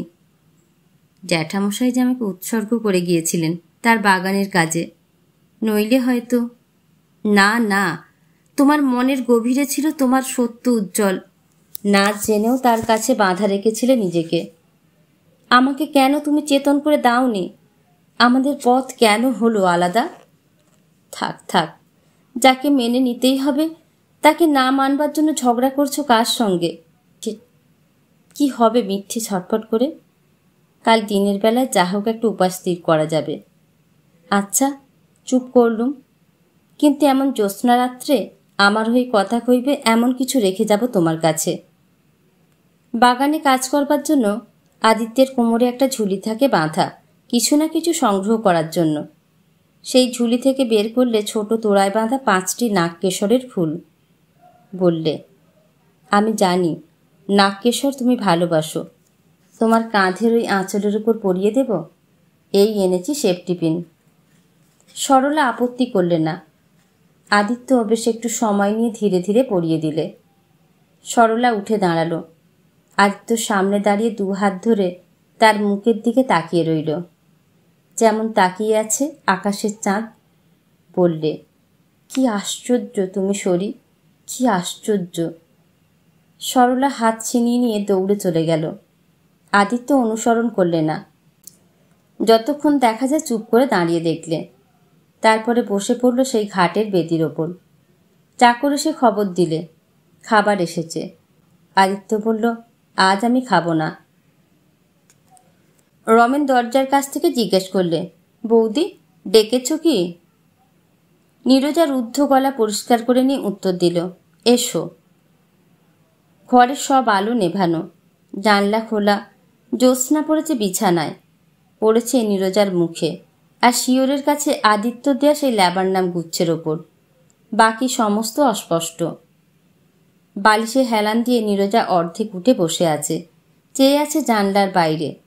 সেদিকে অর্কিডের ঘর পেরিয়ে দেখা যাচ্ছে সুপুরি গাছের সার। এইমাত্র হাওয়া জেগেছে, দুলে উঠছে পাতাগুলো, গন্ধ আসছে আমের বোলের। অনেক দূর থেকে শব্দ শোনা যায় মাদলের আর গানের। গরুর গাড়ির গাড়োয়ানদের বস্তিতে হোলি জমেছে। মেঝের ওপর পড়ে আছে থালায় বরফি আর কিছু আবির। দারোয়ান দিয়ে গেছে উপহার। রোগীর বিশ্রামভঙ্গের ভয়ে সমস্ত বাড়ি আজ নিস্তব্ধ। এক গাছ থেকে আর এক গাছে পিউ কাহা পাখি চলছে উত্তর প্রত্যুত্তর। কেউ হার মানতে চায় না। রমেন মোড়া টেনে নে বসল বিছানার পাশে। পাছে কান্না ভেঙে পড়ে এই ভয়ে অনেকক্ষণ নীরজা কোনো কথা বললে না। তার ঠোঁট কাঁপতে লাগলো। গলার কাছটাতে যেন বেদনার ঝড় পাক খেয়ে উঠছে। কিছু পরে সামলে নিলে। ল্যাবারনাম গুচ্ছের 2টো খসে পড়া ফুল দলিত হয়ে গেল তার মুঠোর মধ্যে। তারপরে কোনো কথা না বলে একখানা চিঠি দিল রমেনের হাতে। চিঠিখানা আদিত্যর লেখা। তাতে আছে, এতদিনের পরিচয় পরে আজ হঠাৎ দেখা গেল আমার নিষ্ঠায় সন্দেহ করা সম্ভবপর হলো তোমার পক্ষে। এ নিয়ে যুক্তিতর্ক করতে লজ্জা বোধ করি। তোমার মনের বর্তমান অবস্থায় আমার সকল কথা সকল কাজই বিপরীত হবে তোমার অনুভবে। সেই অকারণ পীড়ন তোমার দুর্বল শরীরকে আঘাত করবে প্রতি মুহূর্তে। আমার পক্ষে দূরে থাকাই ভালো, যে পর্যন্ত না তোমার মন সুস্থ হয়। এও বুঝলুম। সরলাকে এখানকার কাজ থেকে বিদায় করে দিই, এই তোমার ইচ্ছা। হয়তো দিতে হবে। ভেবে দেখলুম তাছাড়া অন্য পথ নেই। তবু বলে রাখি, আমার শিক্ষা দীক্ষা উন্নতি সমস্তই সরলার জ্যাঠামশায়ের প্রসাদে। আমার জীবন সার্থকতার পথ দেখিয়ে দিয়েছেন তিনি। তারই স্নেহের ধন সরলা সর্বশান্ত নিঃসহায়। আজ ওকে যদি ভাসিয়ে দিই তো অধর্ম হবে। তোমার প্রতি ভালোবাসার খাতিরেও পারব না। অনেক ভেবে স্থির করেছি, আমাদের ব্যবসায় নতুন বিভাগ একটা খুলব, ফুল সবজির বীজ তৈরির বিভাগ। মানিকতলায় বাড়িশুদ্ধ জমি পাওয়া যেতে পারবে, সেইখানেই সরলাকে বসিয়ে দেব কাজে। এই কাজ আরম্ভ করবার মতো নগদ টাকা হাতে নেই আমার। আমাদের এই বাগান বাড়ি বন্ধক রেখে টাকা তুলতে হবে। এ প্রস্তাবে রাগ করো না, এই আমার একান্ত অনুরোধ। মনে রেখো, সরলার জ্যাঠামশাই আমার এই বাগানের জন্য আমাকে মূলধন বিনা সুদে ধার দিয়েছিলেন। শুনেছি তারও কিছু অংশ তাকে ধার করতে হয়েছিল। শুধু তাই নয়, কাজ শুরু করে দেবার মতো বীজ, কলমের গাছ, দুর্লভ ফুল গাছের চারা, অর্কিড, ঘাস কাটা কল, অন্যান্য অনেক যন্ত্র দান করেছেন বিনামূল্যে। এত বড় সুযোগ যদি আমাকে না দিতেন, আজ 30 টাকা বাসা ভাড়ায় কেরানিগিরি করতে হতো। তোমার সঙ্গে বিবাহ ঘটত না কপালে। তোমার সঙ্গে কথা হবার পর এই প্রশ্নই বারবার মনে উঠেছে আমার। আমি ওকে আশ্রয় দিয়েছি না আমাকেই আশ্রয় দিয়েছে সরলা? এই সহজ কথাটাই ভুলেছিলেম। তুমি আমাকে দিলে মনে করিয়ে। এখন তোমাকেও মনে রাখতে হবে। কখনো ভেবো না সরলা আমার গলগ্রহ। ওদের ঋণ শোধ করতে পারবো না কোনো দিন। ওর দাবিরও অন্ত থাকবে না আমার পরে। তোমার সঙ্গে কখনো যাতে ওর দেখা না হয় সেই চেষ্টা রইল মনে। কিন্তু আমার সঙ্গে ওর সম্বন্ধ যে বিচ্ছিন্ন হবার নয়, সে কথা আজ আমি যেমন বুঝেছি, এমন করে এর আগে কখনো বুঝিনি। সব কথা বলতে পারলুম না। আমার দুঃখ আজ কথার অতীত হয়ে গেছে। যদি অনুমানে বুঝতে পারো তো পারলে, নইলে জীবনেই প্রথম আমার বেদনা, যা রইল তোমার কাছে অব্যক্ত। রমেন চিঠিখানা পড়লে 2 বার, পড়ে চুপ করে রইল। নীরজা ব্যাকুল স্বরে বললে, কিছু একটা বলো ঠাকুরপো। রমেন তবু কিছু উত্তর দিলে না। নীরজা তখন বিছানার উপর লুটিয়ে পড়ে বালিশে মাথা ঠুকতে লাগল। বললে, অন্যায় করেছি আমি, অন্যায় করেছি, কিন্তু কেউ কি তোমরা বুঝতে পারো না কিসে আমার মাথা দিল খারাপ করে? কি করছো বৌদি, শান্ত হও, তোমার শরীরে যাবে ভেঙে। এই ভাঙা শরীরই তো আমার কপাল ভেঙেছে, ওর জন্য মমতা কিসের? তারপরে আমার এই অবিশ্বাস দেখা দিল কোথা থেকে? এ যে অক্ষম জীবন নিয়ে আমার নিজেরই ওপরে অবিশ্বাস। সেই তার নীরু আজ কোথায় আছে, যাকে তিনি কখনো বলতেন মালিনী, কখনো বলতেন বনলক্ষ্মী। আজ কে কেড়ে নিল তার উপবন? আমার কি একটাই নাম ছিল? কাজ সেরে আসতে যেদিন তার দেরি হতো, আমি বসে থাকতুম তার খাবার আগলে। তখন আমাকে ডেকেছেন অন্নপূর্ণা। সন্ধ্যাবেলা তিনি বসতেন দিঘির ঘাটে। ছোট রূপোর থালায় বেলফুল রাস করে তার উপরে পান সাজিয়ে দিতেন তাঁকে। হেসে বলতেন, তাম্বুল কলঙ্ক বাহিনী। সেদিন সংসারের সব পরামর্শই আমার কাছ থেকে নিয়েছেন তিনি। আমাকে নাম দিয়েছিলেন গৃহসচিব, কখনো বা হোম সেক্রেটারি। আমি যেন সমুদ্রে এসেছিলাম ভরা নদী, ছড়িয়েছিলাম নানা শাখা প্রশাখা নানা দিকে। সব শাখাতেই আজ এক দণ্ডে জল গেল শুকিয়ে, বেরিয়ে পড়ল পাথর। বৌদি, তুমি আবার সেরে উঠবে, তোমার আসন আবার অধিকার করবে আগের পূর্ণ শক্তি দিয়ে। মিছে আশা দিও না ঠাকুরপো। ডাক্তার কি বলে সে আমার কানে আসে। সেই জন্যই এতদিনের সুখের সংসারকে এত করে আঁকড়ে ধরতে আমার এই নৈরাশ্যের কাঙালপোনা। দরকার কি বৌদি? আপনাকে এতদিন তো ঠেলে দিয়েছ সংসারে, তার চেয়ে বড় কথা আর কিছু আছে কি? যেমন দিয়েছ তেমনি পেয়েছ। এত পাওনাই বা কোন মেয়ে পায়? যদি ডাক্তারের কথা সত্যি হয়, যদি যাবার দিন এসেই থাকে, তাহলে যাকে বড় করে পেয়েছ তাকে বড় করে ছেড়ে যাও। এতদিন যে গৌরবে কাটিয়েছ, সেই গৌরবকে খাটো করে দিয়ে যাবে কেন? এ বাড়িতে তোমার শেষ স্মৃতিকে যাবার সময় নতুন মহিমা দিও। বুক ফেটে যায় ঠাকুরপো, বুক ফেটে যায়।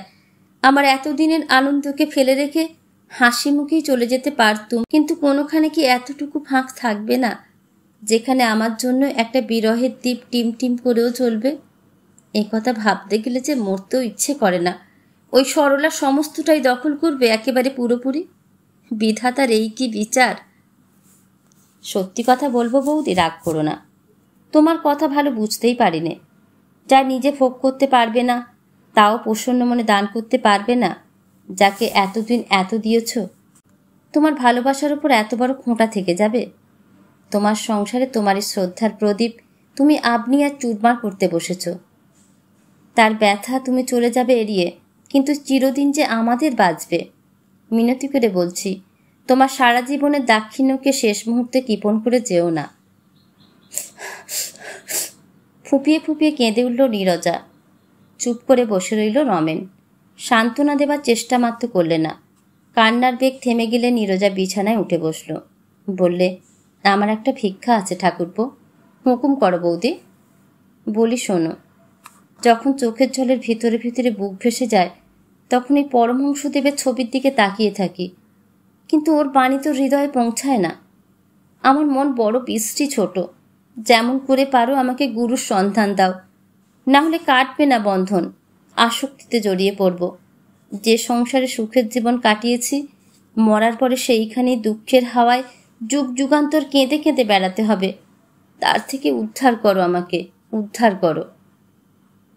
তুমি তো জানো বৌদি, শাস্তি যাকে বলে পাষণ্ড আমি তাই, কিছু মানি নে। প্রভাস মিস্ত্রির অনেক টানাটানি করে একবার আমাকে তার গুরুর কাছে নিয়ে গিয়েছিল। বাঁধা পড়বার আগেই দিলেম দৌড়। জেলখানার মেয়াদ আছে, হে বাঁধন বেমেয়াদি। ঠাকুরপো, তোমার মন জোরালো, তুমি কিছুতে বুঝবে না আমার বিপদ। বেশ জানি যতই আঁকুবাঁকু করছি, ততই ডুবছি অগাধ জলে, সামলাতে পারছি নে। বৌদি, একটা কথা বলি শোনো। যতক্ষণ মনে করবে তোমার ধন কেউ কেড়ে নিয়ে যাচ্ছে, ততক্ষণ বুকের পাঁজর জ্বলবে আগুনে, পাবে না শান্তি। কিন্তু স্থির হয়ে বসে বলো দেখি একবার, দিলেম আমি সকলের চেয়ে যা দুর্মূল্য তাই দিলেম তাকে, যাকে সকলের চেয়ে ভালোবাসি। সব ভার যাবে এক মুহূর্তে নেমে, মন ভরে উঠবে আনন্দে। গুরুকে দরকার নেই, এখনই বলো দিলেম দিলেম, কিছুই হাতে রাখলেম না, আমার সব কিছুই দিলেম। নির্মুক্ত হয়ে নির্মল হয়ে যাবার জন্য প্রস্তুত হলেম, কোনো দুঃখের গ্রন্থি জড়িয়ে রেখে গেলেম না সংসারে। আহা, বলো বলো ঠাকুরপো, বারবার করে শোনাও আমাকে। তাকে এ পর্যন্ত যা কিছু দিতে পেরেছি তাতেই পেয়েছি আনন্দ, আর যা দিতে পারছি নে তাতেই এত করে মারছে। দেব দেব, সব দেব আমার, আর দেরি নয়, এখনই তুমি তাকে ডেকে নিয়ে এসো। আজ নয় বৌদি, কিছুদিন ধরে মনটাকে বেঁধে নাও, সহজ হোক তোমার সংকল্প। না না, আর সইতে পারছি নে। যখন থেকে বলে গেছেন বাড়ি ছেড়ে জাপানি ঘরে গিয়ে থাকবেন, তখন থেকে শয্যা আমার কাছে চিতা শয্যা হয়ে উঠেছে। যদি ফিরে না আসেন এ রাত্রির কাটবে না, বুক ফেটে মরে যাব। অমনি ডেকে এনো সরলাকে, আমি শেল উবড়ে ফেলবো বুকের, ভয় পাবো না, এই তোমাকে বলছি নিশ্চিত করে। সময় যায় পাছে এই ভয়, এক্ষুনি ডাকো। পরমহংসদেবের ছবির দিকে তাকিয়ে দুহাত জোর করে বললে, বল দাও ঠাকুর, বল দাও, মুক্তি দাও মতিহীন অধম নারীকে। আমার দুঃখ আমার ভগবানকে ঠেকিয়ে রেখেছে, পূজা অর্চনা সব গেল আমার। ঠাকুরপো, একটা কথা বলি, আপত্তি করো না। কি বলো? একবার আমাকে ঠাকুর ঘরে যেতে দাও 10 মিনিটের জন্যে, তাহলে আমি বল পাবো, কোনো ভয় থাকবে না। আচ্ছা যাও, আপত্তি করব না। আয়া, কি খোঁকে, ঠাকুর ঘরে নিয়ে চল আমাকে। সে কি কথা, ডাক্তারবাবু জমকে ঠেকাতে পারবে না আর আমার ঠাকুরকে ঠেকাবে? আয়া, তুমি ওকে নিয়ে যাও, ভয় নেই, ভালোই হবে। আয়াকে অবলম্বন করে নীরজ যখন চলে গেল, এমন সময় আদিত্য ঘরে এলো। আদিত্য জিজ্ঞেস করলে, এ কি, নীরু ঘরে নেই কেন? এখনই আসবেন, তিনি ঠাকুর ঘরে গেছেন। ঠাকুর ঘরে? ঘর তো কাছে নয়, ডাক্তারের নিষেধ আছে যে। শুনুন না দাদা, ডাক্তারের ওষুধের চেয়ে কাজে লাগবে, একবার কেবল ফুলের অঞ্জলি দিয়ে প্রণাম করেই চলে আসবেন। নীরজাকে চিঠি লিখে যখন পাঠিয়ে দিয়েছিল, তখন আদিত্য স্পষ্ট জানত না যে অদৃষ্ট তার জীবনের পটে প্রথম যে লিপিখানি অদৃশ্য কালিতে লিখে রেখেছে, বাইরের তাপ লেগে সেটা হঠাৎ এতখানি উজ্জ্বল হবে। প্রথম ও সরলাকে বলতে এসেছিল, আর উপায় নেই, ছাড়াছাড়ি করতে হবে। সেই কথা বলবার বেলাতেই ওর মুখ দিয়ে বেরোলো উল্টো কথা। তারপরে জ্যোৎস্না রাত্রে ঘাটে বসে বসে বারবার করে বলেছে জীবনের সত্যকে আবিষ্কার করেছে বিলম্বে, তাই বলেই তাকে স্বীকার করতে পারবে না। ওর তো অপরাধ নেই, লজ্জা করবার কিছু নেই। অন্যায় তবেই হবে যদি সত্যকে গোপন করতে যায়, করবে না গোপন, নিশ্চয় স্থির, ফলাফল যা হয় তা হোক। একথা আদিত্য বেশ বুঝেছে যে যদি তার জীবনের কেন্দ্র থেকে, কর্মের ক্ষেত্র থেকে সরলাকে আজ সরিয়ে দেয়, তবে সেই একাকিতায়, সেই নিরাশতায় ওর সমস্ত নষ্ট হয়ে যাবে, ওর কাজ পর্যন্ত যাবে বন্ধ হয়ে। রমেন, তুমি আমাদের সব কথা জানো, আমি জানি। হ্যাঁ জানি, আজ চুকিয়ে দেব সব, আজ পর্দা ফেলবো উঠিয়ে। তুমি তো একলা নও দাদা, বোঝা ঘাট থেকে ছেড়ে ফেললেই তো হলো না, বৌদি রয়েছেন ওদিকে, সংসারের গ্রন্থে জটিল। তোমার বৌদি আর আমার মধ্যে মিথ্যেকে খাড়া করে রাখতে পারবো না। বাল্যকাল থেকে সরলার সঙ্গে আমার যে সম্বন্ধ, তার মধ্যে কোনো অপরাধ নেই সে কথা মানো তো? মানি বই কি। সেই সহজ সম্বন্ধের তলায় গভীর ভালোবাসা ছিল ঢাকা, জানতে পারিনি। সে কি আমাদের দোষ? কে বলে দোষ? আর সেই কথাটাই যদি গোপন করি, তাহলেই মিথ্যাচারণের অপরাধ হবে, আমি মুখ তুলেই বলবো। গোপনই বা করতে যাবে কি জন্য? আর সমারোহ করে প্রকাশই বা করবে কেন? বৌদিদি যা জানবার তা তিনি আপনি জেনেছেন, আর কটা দিন পরেই তো এই পরম দুঃখের জটা আপনি এড়িয়ে যাবে। তুমি তা নিয়ে মিথ্যে টানাটানি করো না। বৌদি যা বলতে চান শোনো। তার উত্তরে তোমারও যা বলা উচিত আপনি সহজ হয়ে যাবে। নীরজাকে ঘরে আসতে দেখে রমেন বেরিয়ে গেল। নীরজা ঘরে ঢুকেই আদিত্যকে দেখেই মেঝের ওপর লুটিয়ে পড়ে মাথা রেখে অশ্রু গদগদ কণ্ঠে বললে, মাপ করো, মাপ করো আমাকে, অপরাধ করেছি। এতদিন পরে ত্যাগ করো না আমাকে, দূরে ফেলো না আমাকে। আদিত্য 2 হাতে তাকে তুলে ধরে বুকে করে নিয়ে আস্তে আস্তে বিছানায় শুইয়ে দিলে। বললে, নীরু, তোমার ব্যথা কি আমি বুঝি নে? নীরজার কান্না থামতে চায় না। আদিত্য আস্তে আস্তে ওর মাথায় হাত বুলিয়ে দিতে লাগলো।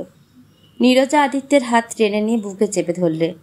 বলে, সত্যি বলো আমাকে, মাপ করেছ? তুমি প্রসন্ন না হলে মরবার পরেও আমার সুখ থাকবে না। তুমি তো জানো নীরু, মাঝে মাঝে মনান্তর হয়েছে আমাদের, কিন্তু মনের মিল কি ভেঙেছে তা নিয়ে? এর আগে তো কোনোদিনও বাড়ি ছেড়ে চলে যাওনি তুমি, এবারে গেলে কেন? এত নিষ্ঠুর তোমাকে করেছে কিসে? অন্যায় করেছি নীরু, মাফ করতে হবে। কি বলো তার ঠিক নেই। তোমার কাছ থেকে আমার সব শাস্তি, সব পুরস্কার। অভিমানে তোমার বিচার করতে গিয়েই তো আমার এমন দশা ঘটেছিল। ঠাকুরপোকে বলেছিলাম সরলাকে ডেকে আনতে, এখনো আনলেন না কেন? সরলাকে ডেকে আনবার কথায় ধপ করে ঘা লাগলো আদিত্যর মনে। সমস্যাকে অন্তত আজকের মতো কোনো ক্রমে পাশে সরিয়ে রাখতে পারলে সে নিশ্চিন্ত হয়। বললে, রাত হয়েছে, এখন থাক। এমন সময় নীরজা বলে উঠল, ওই শোনো, আমার মনে হচ্ছে ওর অপেক্ষা করছে দরজার বাইরে। ঠাকুরপো, ঘরে এসো তোমরা। সরলাকে নিয়ে রমেন ঘরে ঢুকল। নীরজা বিছানা ছেড়ে উঠে দাঁড়ালো। সরলা প্রণাম করলে নীরজার পা ছুঁয়ে। নীরজা বললে, এসো বোন, আমার কাছে এসো। সরলার হাত ধরে বিছানায় বসালো। বালিশের নিচে থেকে গয়নার কেশ টেনে নিয়ে একটি মুক্তোর মালা বের করে সরলাকে পরিয়ে দিলে। বললে, একদিন ইচ্ছে করেছিলুম যখন চিতায় আমার দাহ হবে এই মালাটি যেন আমার গলায় থাকে, কিন্তু তার চেয়ে এই ভালো, আমার হয়ে মালা তুমিই গলায় পরে থেকো শেষ দিন পর্যন্ত। বিশেষ বিশেষ দিনে এ মালা কতবার পড়েছি সে তোমার দাদা জানেন। তোমার গলায় থাকলে সেই দিনগুলি ওর মনে পড়বে। অযোগ্য আমি দিদি, অযোগ্য। কেন আমাকে লজ্জা দিচ্ছ? নীরজা মনে করেছিল আজ তার সর্বদান যজ্ঞের এও একটা অঙ্গ, কিন্তু তার অন্তরতর মনের জ্বালা যে এই দানের মধ্যে দীপ্ত হয়ে প্রকাশ পেল সে কথা নিজেও স্পষ্ট বুঝতে পারেনি। ব্যাপারটা সরলাকে যে কতখানি বাজল তা অনুভব করলে আদিত্য। বললে, ওই মালাটা আমাকে দাও না সরলা, ওর মূল্য আমার কাছে যতখানি এমন আর কারো কাছে নয়, ও আমি কাউকে দিতে পারবো না। নীরজা বললে, আমার কপাল, এত করেও বোঝাতে পারলুম না বুঝি? সরলা, শুনেছিলাম এই বাগান থেকে তোমাকে চলে যাবার কথা হয়েছিল, সে আমি কোনো মতেই ঘটতে দেব না। তোমাকে আমি আমার সংসারে যা কিছু সমস্তর সঙ্গে রাখবো বেঁধে। এই হারটি তারই চিহ্ন, এই আমার বাঁধন তোমার হাতে দিয়েছিলাম যাতে নিশ্চিন্ত হয়ে মরতে পারি। ভুল করছো দিদি, আমাকে বাঁধতে চেও না, ভালো হবে না তাতে। সে কি কথা?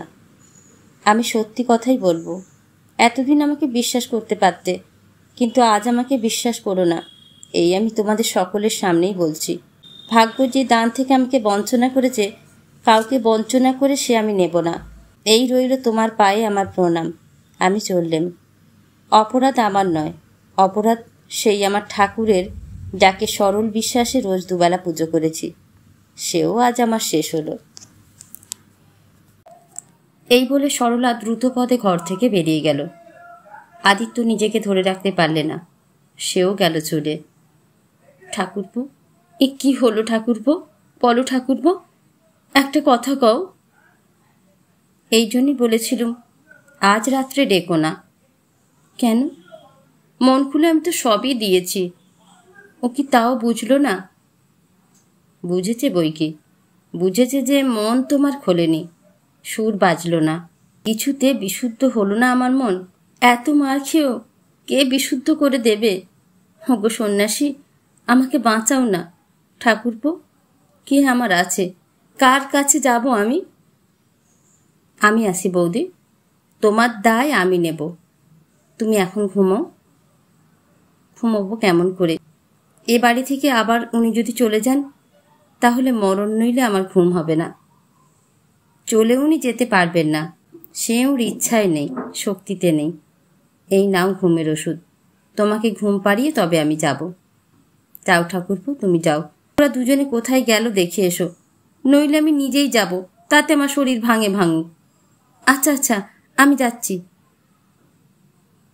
আদিত্য ওর সঙ্গে এলো দেখে সরলা বললে, কেন এলে? ভালো করনি, ফিরে যাও। আমার সঙ্গে তোমাকে এমন করে দেব না জড়াতে। তুমি দেবে কি না সে তো কথা নয়, জড়িয়ে যে গেছি, সেটা ভালো হোক বা মন্দ হোক, তাতে আমাদের হাত নেই। সেসব কথা পরে হবে, ফিরে যাও। রোগীকে শান্ত করো গে। আমাদের এই বাগানের আর একটা শাখা বাড়াবো, সেই কথাটা আজ থাক। আমাকে 2-4 দিন ভাববার সময় দাও। এখন আমার ভাববার শক্তি নেই। রমেন এসে বললে, যাও দাদা, বৌদিকে ওষুধ খাইয়ে ঘুম পাড়িয়ে দাও গে, দেরি করো না। কিছুতেই কোনো কথা কইতে দিও না ওকে, রাত হয়ে গেছে। আদিত্য চলে গেলে পর সরলা বললে, শ্রদ্ধানন্দ পার্কে কাল তোমাদের একটা সভা আছে না? আছে। তুমি যাবে না? যাবার কথা ছিল, কিন্তু এবার আর যাওয়া হলো না। কেন? সে কথা তোমাকে বলে কি হবে? তোমাকে ফিতু বলে সবাই নিন্দে করবে। যারা আমায় পছন্দ করে না তারা আমার নিন্দে করবে বই কি। তাহলে শোনো আমার কথা, আমি তোমাকে মুক্তি দেব, সভায় তোমাকে যেতেই হবে। আর একটু স্পষ্ট করে বলো। আমিও যাব সভায়, নিশেন হাতে নিয়ে। বুঝেছি। পুলিশে বাধা দেয় সেটা মানতে রাজি আছি, কিন্তু তুমি বাধা দিলে মানব না। আচ্ছা, বাধা দেব না। এই রইল কথা। রইল। আমরা দুজনে একসঙ্গে যাব, কাল বিকেল 5টার সময়। হ্যাঁ, যাব, কিন্তু দুর্জনরা তারপরে আমাদের আর একসঙ্গে থাকতে দেবে না। এমন সময় আদিত্য এসে পড়ল। সরলা জিজ্ঞাসা করলে, ও কি এখনই এলেছে বড়? 2-1 কথা বলতে বলতে নীরজা ক্লান্ত হয়ে ঘুমিয়ে পড়ল। আমি আস্তে আস্তে চলে এলুম। রমেন বললে, আমার কাজ আছে, চললুম। সরলা হেসে বললে, বাসা ঠিক করে রেখো, ভুলো না। কোনো ভয় নেই, চেনা জায়গা। এই বলে সে চলে গেল। সরলা বসেছিল, সে উঠে দাঁড়ালো, বললে, যেসব কথা বলবার নয় সে আমাকে বলো না আজ, পায়ে পড়ি। কিছু বলবো না, ভয় নেই। আচ্ছা, তাহলে আমি কিছু বলতে চাই, তুমি শোনো। বলো, কথা রাখবে? অরক্ষণীয় না হলে কথা নিশ্চয়ই রাখবো, তুমি তা জানো। বুঝতে বাকি নেই, আমি থাকলে একেবারেই চলবে না। এই সময় দিদির সেবা করতে পারলে খুশি হতুম, কিন্তু সে আমার ভাগ্যে সইবে না। আমাকে অনুপস্থিত থাকতেই হবে। একটু থামো, কথাটা শেষ করতে দাও। শুনেইছ ডাক্তার বলেছেন বেশি দিন ওর সময় নেই। এইটুকুর মধ্যে ওর মনের কাঁটা তোমাকে উবড়ে দিতেই হবে। এই কয়দিনের মধ্যে আমার ছায়া কিছুতেই পড়তে দিও না ওর জীবনে। আমার মন থেকে আপনি ছায়া যদি পড়ে, তবে কি করতে পারি? না না, নিজের সম্বন্ধে অমন অশ্রদ্ধার কথা বলো না। সাধারণ বাঙালি ছেলের মতো ভিজে মাটির তলতলে মন কি তোমার? কখনো না। আমি তোমাকে জানি। আদিত্যের হাত ধরে বললে, আমার হয়ে এই ব্রতটি তুমি নাও। দিদি জীবনান্তকালে শেষ কটা দিন দাও তোমার দাক্ষিণ্যে পূর্ণ করে।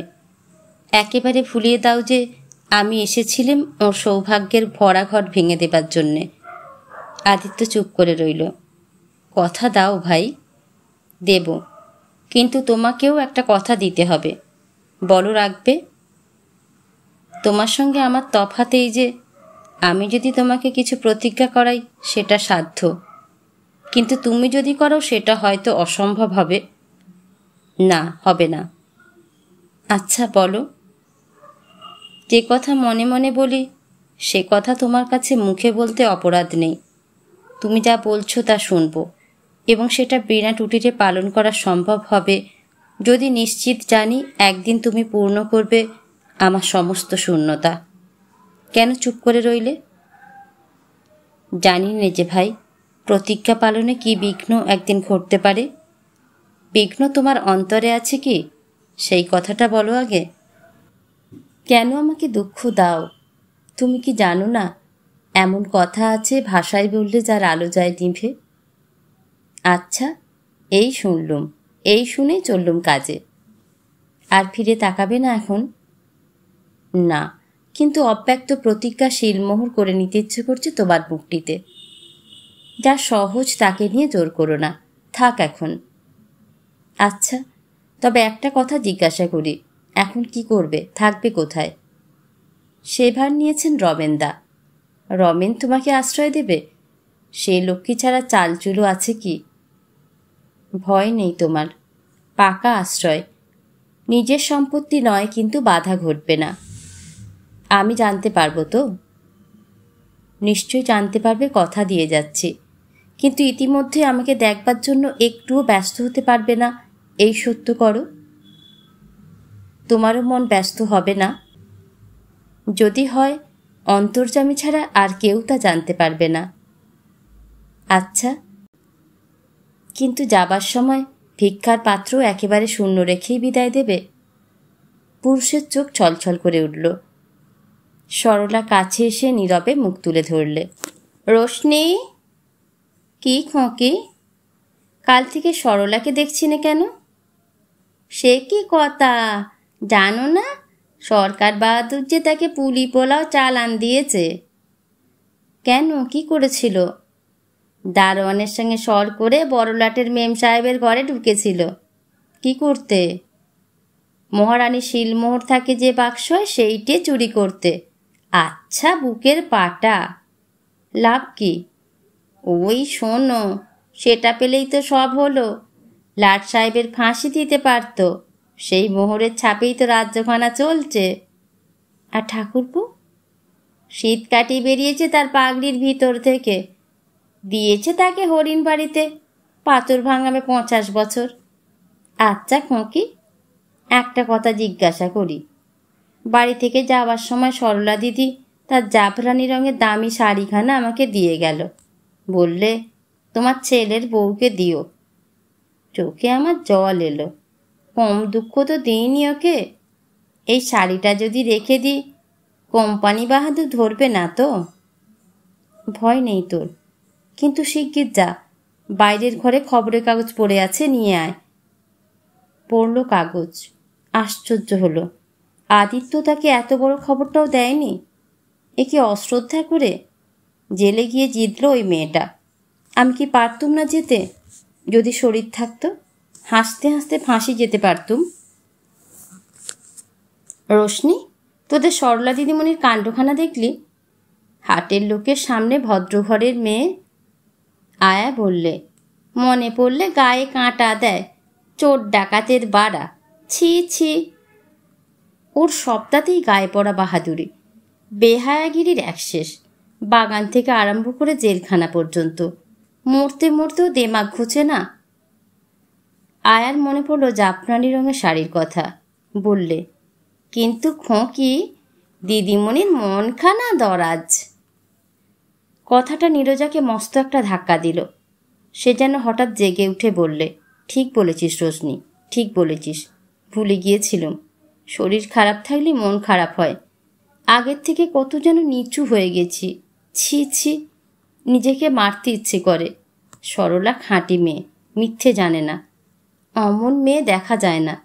আমার চেয়ে অনেক ভালো। শিগগির আমাদের গণেশ সরকারকে ডেকে দে। আয়া চলে গেলে ও পেন্সিল নিয়ে একখানা চিঠি লিখতে বসল। গণেশ এলো। তাকে বললে, চিঠি পৌঁছিয়ে দিতে পারবে জেলখানা সরলা দিদিকে? গণেশ গাঙ্গুলির কৃতিত্বের অভিমান ছিল, বললে পারবো, কিন্তু খরচ লাগবে। কিন্তু কি লিখলে মা শুনি, কেননা পুলিশের হাত হয়ে যাবে চিঠিখানা। নীরজা পড়ে শোনালে, ধন্য তোমার মহত্ব।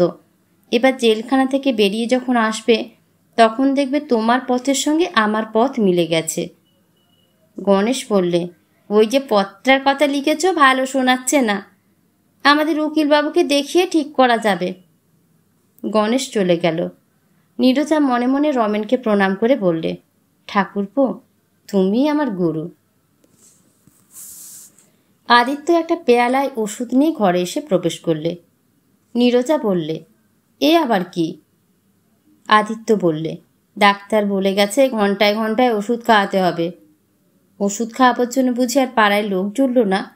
না হয় দিনের বেলাকার জন্য একজন নার্স রেখে দাও না, যদি মনে এতই উদ্বেগ থাকে। সেবার ছলে কাছে আসবার সুযোগ যদি পাই ছাড়বো কেন? তার চেয়ে কোনো সুযোগে তোমার বাগানের কাজে যদি যাও তো ঢের বেশি খুশি হব। আমি পড়ে আছি আর দিনে দিনে বাগান যে নষ্ট হয়ে যাচ্ছে। হোক না নষ্ট, সেরে ওঠো আগে, তারপরে সেদিনকার মতো দুজনে মিলে কাজ করব। সরলা চলে গেছে, তুমি একলা পড়েছ, কাজে মন যাচ্ছে না, কিন্তু উপায় কি? তাই বলে লোকসান হতে দিও না। লোকসানের কথা আমি ভাবছি না নীরু। বাগান করাটা যে আমার ব্যবসা, সে কথা এতদিন তুমিই ভুলিয়ে রেখেছিলে, তাই কাজে সুখ ছিল, এখন মন যায় না। অমন করে আক্ষেপ করছো কেন? বেশ তো কাজ করছিলে এই সেদিন পর্যন্ত। কিছুদিনের জন্য যদি বাধা পড়ে তাই নিয়ে এত ব্যাকুল হয়েও না। পাখাটা কি চালিয়ে দেব? বাড়াবাড়ি করো না তুমি, এসব কাজ তোমাদের নয়, এতে আমাকে আরও ব্যস্ত করে তোলে। যদি কোনো রকম করে দিন কাটাতে চাও, তোমাদের তো হর্টিকালচারিস্ট ক্লাব আছে। তুমি যে রঙিন লিলি ভালোবাসো, বাগানে অনেক খুঁজেছিলুম, একটাও পাইনি। এবারে ভালো বৃষ্টি হয়নি বলে গাছগুলো তেজ নেই। কি তুমি মিছিমিছি বকছো? তার চেয়ে হলাকে ডেকে দাও, আমি শুয়ে শুয়েই বাগানের কাজ করব। তুমি কি বলতে চাও, আমি শয্যাগত বলেই আমার বাগানও হবে শয্যাগত? শোনো আমার কথা, শুকনো সিজন ফুলের গাছগুলো উবড়িয়ে ফেলে সেখানে জমি তৈরি করিয়ে নাও। আমার সিঁড়ির নিচের ঘরে সর্ষের খোলের বস্তা আছে, হলার কাছে আছে তার চাবি। তাই নাকি? হলা তো এতদিন কিছুই বলেনি। বলতে ওর রুচবে কেন? ওকে কি তোমরা কম হেনস্থা করেছ? কাঁচা সাহেব এসে সে প্রবীণ কেরানিকে যেরকম গ্রাহ্য করে না, সেই রকম আর কি। হলা মালি সম্বন্ধে সত্যি কথা বলতে যদি চাই, তবে সেটা অপ্রিয় হয়ে উঠবে। আচ্ছা, আমি এই বিছানায় পড়ে থেকেই ওকে দিয়ে কাজ করাবো, দেখবে দুদিনেই বাগানের চেহারা ফেরে কিনা। বাগানের ম্যাপটা আমার কাছে দিও, আর আমার বাগানের ডায়েরিটা। আমি ম্যাপে পেন্সিলের দাগ দিয়ে সমস্ত ব্যবস্থা করে দেব। আমার তাতে কোনো হাত থাকবে না? না, যাবার আগে এ বাগানে সম্পূর্ণ আমারই ছাপ মেরে দেব। বলে রাখছি, রাস্তার ধারের ওই বটল পামগুলো আমি একটাও রাখবো না, ওখানে ঝাউ গাছের সার লাগিয়ে দেব। অমন করে মাথা নেড়ো না, হয়ে গেলে তখন দেখো। তোমাদের ওই লনটা আমি রাখবো না, ওখানে মার্বেলের একটা বেদি বাঁধিয়ে দেব। বেদিটা কি ও জায়গায় মানাবে? একটু যেন যাকে বলে সস্তা নবাবি। চুপ করো, খুব মানাবে। তুমি কোনো কথা বলতে পারবে না। কিছুদিনের জন্য এই বাগানটা হবে একলা আমার, সম্পূর্ণ আমার। তারপরে সেই বাগানটা আমি তোমাকে দিয়ে যাব। ভেবেছিলে আমার শক্তি গেছে? দেখিয়ে দেব কি করতে পারি। আরও 3 জন মালি আমার চাই, আর মজুর লাগবে জন 6। মনে আছে একদিন তুমি বলেছিলে বাগান সাজিয়ে তোলার শিক্ষা আমার হয়নি, হয়েছে কি না তার পরীক্ষা দিয়ে যাব। তোমাকে মনে রাখতেই হবে যে এ বাগান আমার, আমারই বাগান, আমার সত্ত্ব কিছুতে যাবে না। আচ্ছা, সেই ভালো। তাহলে আমি কি করব? তুমি তোমার দোকান নিয়ে থেকো, সেখানে তোমার আপিসের কাজ তো কম নয়। তোমাকে নিয়ে থাকাও তাহলে নিষিদ্ধ? হ্যাঁ, সর্বদা কাছে থাকবার মতো সে আমি আর নেই। এখন আমি কেবল আর একজনকে মনে করিয়ে দিতে পারি, তাতে লাভ কি? আচ্ছা বেশ, যখন তুমি আমাকে সহ্য করতে পারবে তখনই আসব। ডেকে পাঠিও আমাকে। আর সাজিতে তোমার জন্য গন্ধরাজ এনেছি, রেখে যাই তোমার বিছানায়, কিছু মনে করো না। বলে আদিত্য উঠে পড়ল। নীরজা হাত ধরে বললে, না, যেও না, একটু বসো। ফুলদানিতে একটা ফুল দেখিয়ে বললে, জানো এই ফুলের নাম? আদিত্য জানে কি জবাব দিলেও খুশি হবে, তাই মিথ্যে করে বললে, না, জানি নে। আমি জানি, বলবো? পেটুনিয়া। তুমি মনে করো আমি কিছু জানি নে, মূর্খ আমি? আদিত্য হেসে বললে, সহধর্মিণী তুমি। যদি মূর্খ হও অন্তত আমার সমান মূর্খ। আমাদের জীবনে মূর্খতার কারবার আধা আধি ভাগে চলছে। সে কারবার আমার ভাগ্যে এইবার শেষ হয়ে এলো। ওই যে দারোয়ানটা ওইখানে বসে তামাক কুটছে, ও থাকবে দেউড়িতে। কিছুদিন পরে আমিই থাকবো না। ওই যে গরুর গাড়িটা পাথুরে কয়লা আদার করে দিয়ে খালি ফিরে যাচ্ছে, ওর যাতায়াত চলতে থাকবে রোজ রোজ। কিন্তু চলবে না আমার এই হৃদযন্ত্রটা। আদিত্যের হাত হঠাৎ করে জোরে চেপে ধরে বললে, একেবারেই থাকবো না? কিচ্ছুই থাকবো না? বলো আমাকে। তুমি তো অনেক বই পড়েছ, বলো না আমাকে সত্যি করে। যাদের বই পড়েছি তাদের বিদ্যে যত দূর, আমারও তত দূর। জমের দরজার কাছটাতে এসে থেমেছি, আর এগোইনি। বলো না, তুমি কি মনে করো একটুও থাকবো না? এতটুকুও না? এখন আছি এটাই যদি সম্ভব হয়, তখন থাকবো সেও সম্ভব। নিশ্চয়ই সম্ভব। ওই বাগানটা সম্ভব আর আমি হব অসম্ভব? এ হতেই পারে না, কিছুতেই না। সন্ধ্যাবেলায় অমনি করেই অস্পষ্ট আলোয় কাকেরা ফিরবে বাসায়, এমনি করেই দুলবে সুপুরি গাছের ডাল, ঠিক আমারই চোখের সামনে। সেদিন তুমি মনে রেখো, আমি আছি, আমি আছি, সমস্ত বাগানময় আমি আছি। মনে করো বাতাস যখন তোমার চুল ওড়াচ্ছে, আমার আঙুলের ছোঁয়া আছে তাতে। বলো, মনে রাখবে? আদিত্যকে বলতে হলো, হ্যাঁ মনে করব, কিন্তু এমন সুরে বলতে পারলে না যাতে তার বিশ্বাসের প্রমাণ হয়। নীরজা অস্থির হয়ে বলে উঠল, তোমাদের বই যারা লেখে, ভারী তো পণ্ডিত তারা, কিচ্ছু জানে না। আমি নিশ্চয়ই জানি। আমার কথা বিশ্বাস করো, আমি থাকব, আমি এইখানেই থাকব, আমি তোমারই কাছে থাকব। একেবারে স্পষ্ট দেখতে পাচ্ছি, এই তোমাকে বলে যাচ্ছি, কথা দিয়ে যাচ্ছি। তোমার বাগানের গাছপালা সমস্তই আমি দেখব, যেমন আগে দেখতুম তার চেয়ে অনেক ভালো করে দেখব। কাউকে দরকার হবে না, কাউকে না। বিছানায় শুয়েছিল নীরজা। উঠে বালিশে ঠেসান দিয়ে বসলে, বললে, আমাকে দয়া করো, দয়া করো। তোমাকে এত ভালোবাসি সেই কথা মনে করে আমাকে দয়া করো। এতদিন তুমি আমাকে যেমন আদরের স্থান দিয়েছ তোমার ঘরে, সেদিনও তেমনি করেই স্থান দিও।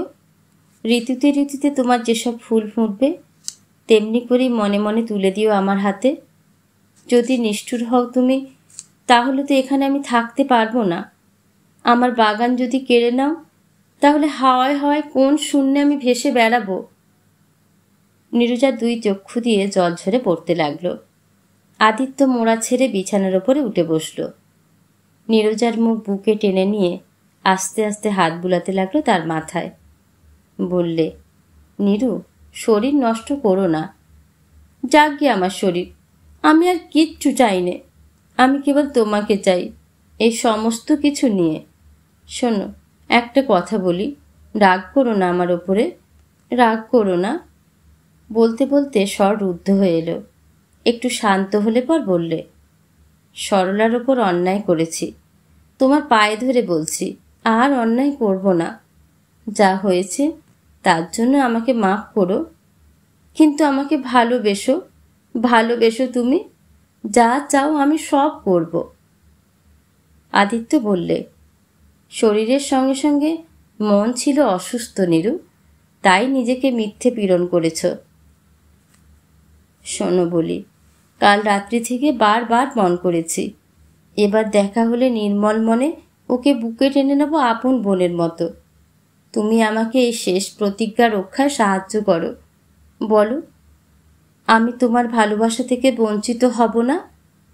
তাহলে সবাইকে আমার ভালোবাসা দিয়ে যেতে পারবো। এ কথার কোনো উত্তর না করে আদিত্য বারবার চুম্বন করলে ওর মুখ, ওর কপাল। মুদে এলো নীরজার চোখ। খানিক বাদে নীরজা জিজ্ঞাসা করলে, সরলা কবে খালাস পাবে সেই দিন গুনছি। ভয় হয় পাছে তার আগে মরে যাই, পাছে বলে যেতে না পারি যে আমার মন একেবারে সাদা হয়ে গেছে। এইবার আলো জ্বালাও, আমাকে পড়ে শোনাও অক্ষয় বড়ালের এশা। বালিশের নিচে থেকে বই বের করে দিল। আদিত্য পড়ে শোনাতে লাগলো। শুনতে শুনতে যেই একটু ঘুম এসেছে, আয়া ঘরে এসে বললে, চিঠি। ঘোর ভেঙে নীরজা চমকে উঠল। ধরধর করতে লাগলো তার বুক। কোনো বন্ধু আদিত্যকে খবর দিয়েছে, জেলে স্থানাভাব। তাই যে কয়টি কয়েদিকে মেয়াদ উত্তীর্ণ হবার আগেই ছেড়ে দেয়া হবে, সরলা তাদের মধ্যে একজন। আদিত্যের মনটা লাফিয়ে উঠল। প্রাণপণ বলে চেপে রাখলে মনের উল্লাস। নীরজা জিজ্ঞাসা করলে, কার চিঠি, কি খবর? পাছে পড়তে গেলে গলার আওয়াজ যায় কেঁপে। চিঠিখানা দিলে নীরজার হাতেই। নীরজা আদিত্যের মুখের দিকে চাইলে। মুখে কথা নেই বটে, কিন্তু কথার প্রয়োজন ছিল না। নীরজার মুখের কথাও বেরোলো না কিছুক্ষণ। তারপরে খুব জোর করে বললে, তাহলে তো আর দেরি নেই, আজই আসবে। নিশ্চয়ই ওকে আনবে আমার কাছে। ও কি হলো? নীরু? নার্স, ডাক্তার আছেন? আছেন, বাইরের ঘরে। এখনই নিয়ে এসো। এই যে ডাক্তার। এইমাত্র বেশ সহজ শরীরে কথা বলছিল, বলতে বলতে অজ্ঞান হয়ে গেল। ডাক্তার নাড়ি দেখে চুপ করে রইল। কিছুক্ষণ পরে রোগী চোখ মেলেই বললে, ডাক্তার, আমাকে বাঁচতেই হবে। সরলাকে না দেখে যেতে পারবো না, ভালো হবে না তাতে। আশীর্বাদ করব তাকে, শেষ আশীর্বাদ। আবার চোখ এলো বুঝে, হাতের মুঠো শক্ত হলো। বলে উঠল, ঠাকুরপো, কথা রাখবো, কৃপণের মতো মরব না। একবার চেতনা ক্ষীণ হয়ে জগৎ ঝাপসা হয়ে আসছে। আবার নিবু নিবু প্রদীপের মতো জীবন শিখা উঠছে জ্বলে। স্বামীকে থেকে থেকে জিজ্ঞেস করছে, কখন আসবে সরলা? থেকে থেকে সে ডেকে ওঠে, রোশনি। আয়া বলে, কি কে? ঠাকুরপুকে ডেকে দেখুনি। একবার আপনি বলে ওঠে, কি হবে আমার ঠাকুরপো? দেব দেব দেব, সব দেব। রাত্রি তখন 9টা। নীরজার ঘরের কোণে ক্ষীণ আলোতে জ্বলছে একটা মোমের বাতি। বাতাসে দোলন চাপার গন্ধ। খোলা জানালার থেকে দেখা যায় বাগানের গাছগুলোর পুঞ্জীভূত কালিমা, আর তার উপরের আকাশে কালপুরুষের নক্ষত্র শ্রেণী। রোগী ঘুমোচ্ছে আশঙ্কা করে সরলাকে দরজার কাছে রেখে আদিত্য ধীরে ধীরে এলো নীরজার বিছানার কাছে। আদিত্য দেখল ঠোঁট নড়ছে, যেন নিঃশব্দে কি জপ করছে। জ্ঞানে অজ্ঞানে জড়িত বিহবল মুখ। কানের কাছে মাথা নামিয়ে আদিত্য বললে, সরলা এসেছে। চোখ ঈষৎ মেলে নীরজা বললে, তুমি যাও। একবার ডেকে উঠল, ঠাকুরপো। কোথাও সাড়া নেই। সরলা এসে প্রণাম করবার জন্য পায়ে হাত দিতেই যেন বিদ্যুতের আঘাতে ওর সমস্ত শরীর আক্ষিপ্ত হয়ে উঠল। পা দ্রুত আপনি গেল সরে। ভাঙা গলায় বলে উঠল, পারলুম না, দিতে পারবো না। বলতে বলতে অস্বাভাবিক জোর এলো দেহে। চোখের তারা প্রসারিত হয়ে জ্বলতে লাগলো। চেপে ধরলে সরলার হাত। কণ্ঠস্বর তীক্ষ্ণ হলো। বললে, জায়গা হবে না তোর রাক্ষসী, জায়গা হবে না। আমি থাকবো। হঠাৎ ঢিলে সেমিজ পরা পাণ্ডুবর্ণ শীর্ণমূর্তি বিছানা ছেড়ে খাড়া হয়ে দাঁড়িয়ে উঠল। অদ্ভুত গলায় বললে, পালা এখনই, নইলে দিনে দিনে শেল বেঁধবো তোর বুকে, শুকিয়ে ফেলবো তোর রক্ত। বলেই পড়ে গেল মেঝের উপরে। গলার শব্দ শুনে আদিত্য ছুটে এলো ঘরে। প্রাণের সমস্ত শক্তি ফুরিয়ে ফেলে দিয়ে নীরজার শেষ কথা তখন